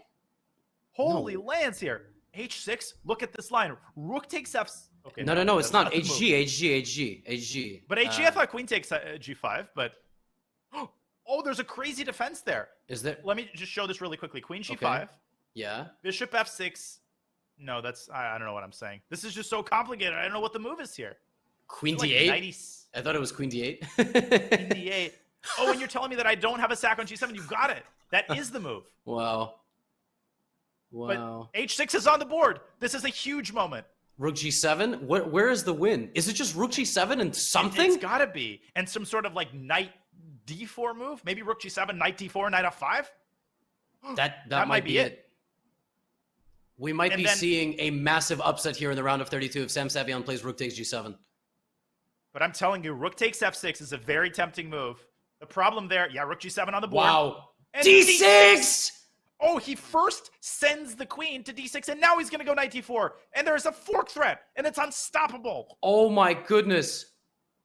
Oh, my goodness. And queen h6 after that as well. This is it? Sam Sevian is going to defeat MVL most likely. That's 2 minutes on the clock.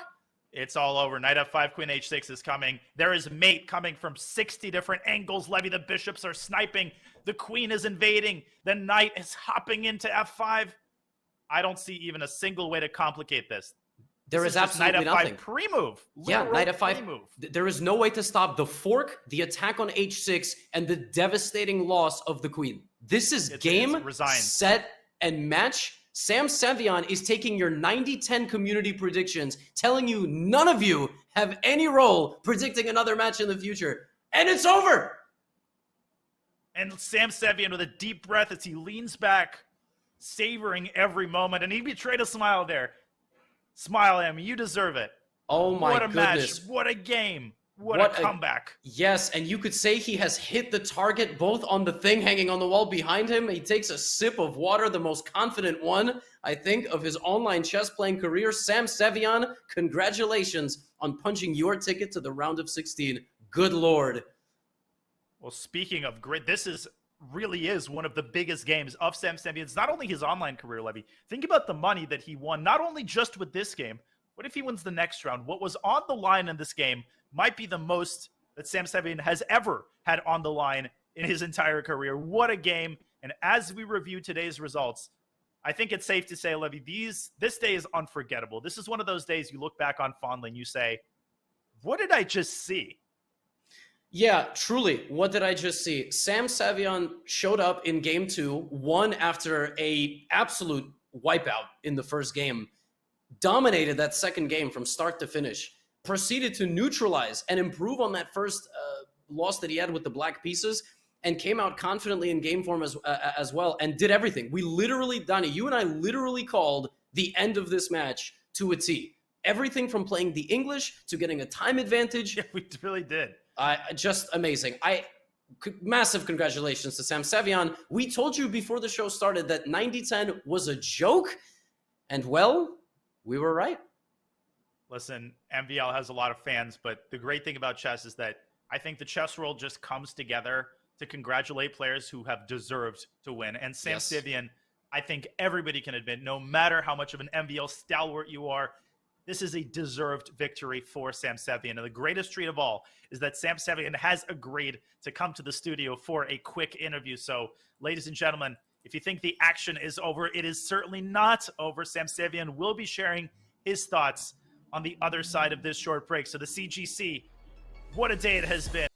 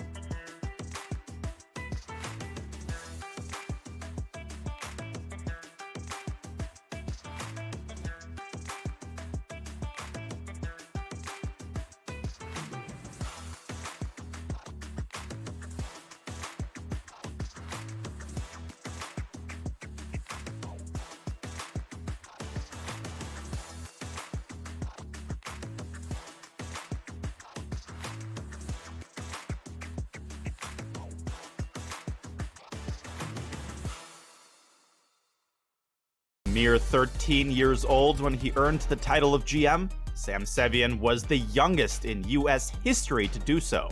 That's right, younger than Fischer, younger than Caruana, and younger than Nakamura. Now 21 and a Super Grandmaster, Sevian reached a 2,700 FIDE rating this spring. The young American continued to flash signs of his early promise while qualifying for the Chess.com Global Championships. Look at him. He's looking pleased. He knows he got this under control. Competing in one of the first handful of play-in events, Sevian was simply faster than the competition. After scoring 7.5 points out of 9 to reach the playoff match, he flagged his opponent to secure a spot in the CGC bracket of 64. We'll see a dominant performance. Sevian is very in control of this game and will be the first one moving on to the round of 32 of these games going on right now. Placed in a group with fellow American Levon Aronian, Sevian will look to continue to tap into the confidence he walked away with from his performance during the play-in phase and other recent successes. He's one of the guys who has the best chances. It's definitely a dark horse who could be dancing in Toronto when we head there.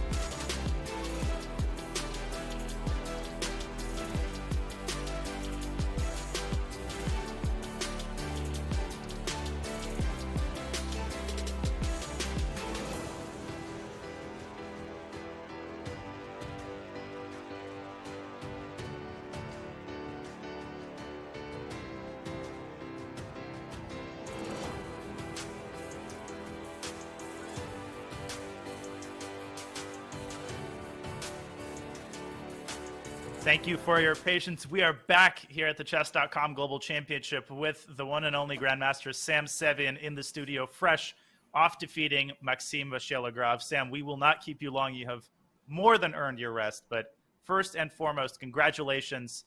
Can you walk us through what you're feeling right now as you were playing D6 and Knight D4? What was going through your mind? First of all, thank you for congratulations. I mean, his position was so bad that I just had to find a breakthrough at the end. And I had this position with black about a month ago with the queen on e6 and white had the rooks on the f-file. And when I had this with white, it was just absolutely amazing. Yeah, I was hoping you were going to say you didn't have this final position with black. Yeah, the position is fluid enough with white that it seems perfect for an Armageddon. Like, would you agree? Did you know, was this always your plan in this match if it was 2-2 and you got white in the Armageddon? Take us through that kind of like match strategy. Was this always going to be the plan, or this is just something you kind of improvised? We thought it was a great call. We thought c4 was perfect for the Armageddon. Well, after game 4, I realized that he's checked this line in depth now and I can't really repeat it. So I spend a lot of time thinking about what my bid should be. I bid around 12 minutes. I was happy to get white if he did anything lower. Once I saw that he had 11 minutes, I was like, okay, I'm not going to play Knight for Grunfeld. I'll just play c4. I checked a few things, and yeah, I was extremely happy with the opening. Well, Sam, speaking of repeating lines, you had a tough game 1 in that open Ruy Lopez, and then in game 3, you repeated the line, you displayed much better preparation, and you completely neutralized MVL in that game. Were you debating whether or not to repeat the line, or was it always the plan to make some changes, but to play the same thing in both of your black games? It depends on how I did in game 2. If I was down in the match, maybe I wouldn't play this line. But because it was equal, I just went. I checked like a few improvements, and yeah, that's how it went. Sam, I am just wondering, what is it like? First of all, what is your experience playing Maxime, if any, over the board? And is it better or worse to prepare against somebody who you basically sit down and you know what's going to happen, whether you're playing with white or with black? Yeah, I mean, we're kind of similar like that. We play pretty much 1 to 2 openings with black, so it's easy to prepare. But also, you know your openings in depth, so there are pluses and minuses to that. I've never played Maxime over the board or online, so this was my first experience against him. Wow. Got it. Well, Sam, we will let you take a break after that match. You played amazing. It was a treat to watch your games, and thank you for joining us for the interview. Yeah, thank you, Sam. Congratulations. Thank you. All right. Yeah, I think I actually you booted him. I was going to ask him about his next match. Oh, well, it's just that his yeah, next match hasn't been decided yet, right? Or has yeah, it? Yeah, it hasn't been decided. But I also, to be honest, I'm kind of happy because I didn't remember. I don't remember. No, that same thing. I think Group H had the matchup. Oh no, it was Iturizaga MVL. So it was. Yeah, it was that was the matchup that I remembered. I'm sure we have a graphic of Group H, but yeah, we can pull it up here. There we go. Yeah, Sam is the first one. Okay, so Sam might just have a date with Levon Aronian, who, by the way, he might be playing in the U.S. Championship relatively soon. I think if they're both playing, I don't know, but they might be. Yeah, Levon has to surmount Maxim Motlikov, who, you know, is a household name at this point, given his performance in the RCC. So that ain't going to be easy, but Sam Sevian will be facing the winner of Aronian Motlikov. But the way Sam Sevian is playing right now, I mean, I could see him burning through. And there's nobody he can't beat if he displays this kind of form. Absolutely.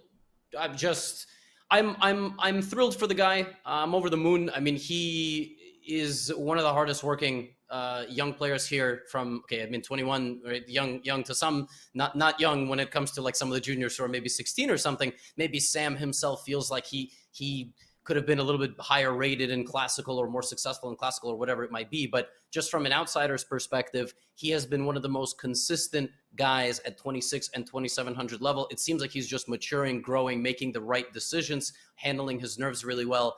And pending that matchup of Levon Aronian versus Maxim Motlikov, we might be seeing Sam punch his ticket to literally the final in Toronto. I mean, it doesn't get any better than that. So I guess we'll just remind you one more time of what happened in Group D today, because the entire group was ultimately kind of decided in today's round. So not quite, but we have our final matchup. And yeah, what are your thoughts, man? I mean, 1 and 2, right? It's no upsets here.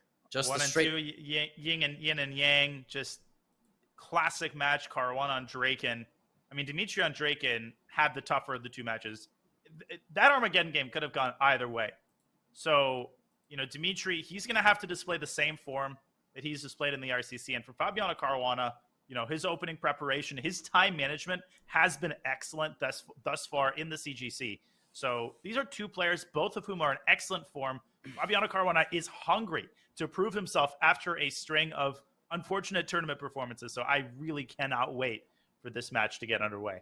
Absolutely. They've played each other, I'm sure, many, many times in 2022, 2021, although sometimes not the case, right? We've had a giant rapid chess championship, so they've played there. We obviously had the qualifying stage, but I don't think they obviously, well, they both were qualified, so they didn't have to play each other at all kind of in the lead up to this event, but they've played each other in Title Tuesday. They may or may not have played each other in a Speed Chess Championship, maybe unlikely because it does seem kind of like an obscure pairing, but it doesn't get better than that. Like, we seed players into a group, and if there's an upset like today, fantastic. And if not, the two best guys are advancing, and the winner of the group is the best qualified player from that group to ultimately make it to the final. So today was a pleasure, man. Honestly, it was great. I'm super glad we were on the same page against Sevian's chances, and the man pulled through.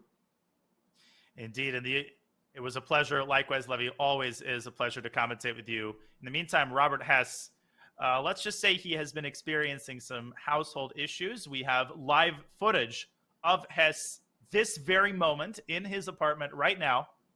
Some water issues. I'll let the photo speak for itself. Yes, it seems that there was a water inside of the living space situation, which is we've been granted permission to make fun of him because otherwise that is obviously something very serious. And, we hope all his personal possessions, including his computer, so he can be here for commentary, are all in one place for the future. In the meantime, we have matchups tomorrow. Are you going to be here? I'm not going to be here. Are you going to be here? I think it'll be Robert and Lawrence, but, I'm always available in case, Robert wants to take another swim. In case, Lawrence's apartment gets flooded or something, In case Lawrence's apartment gets flooded, we have Dominguez against Hansen, a match I think everybody's looking forward to. And, Wesley So against Vasily Ivanchuk. What could be better than these two matches? That'll be coming your way tomorrow at 9 a.m. Pacific time, 6 p.m. Central European Standard Time. But for now, Levy, always a pleasure. This was awesome. These 3.5 hours went by so quickly. So I'd like to thank you, everybody on our amazing Chess.com team, including our producer, Bick, for an awesome show, and everybody in the chat on YouTube, on Twitch, for supporting your favorite player and making the inaugural edition of the CGC as magical of an experience as it has been so far. We will see you tomorrow at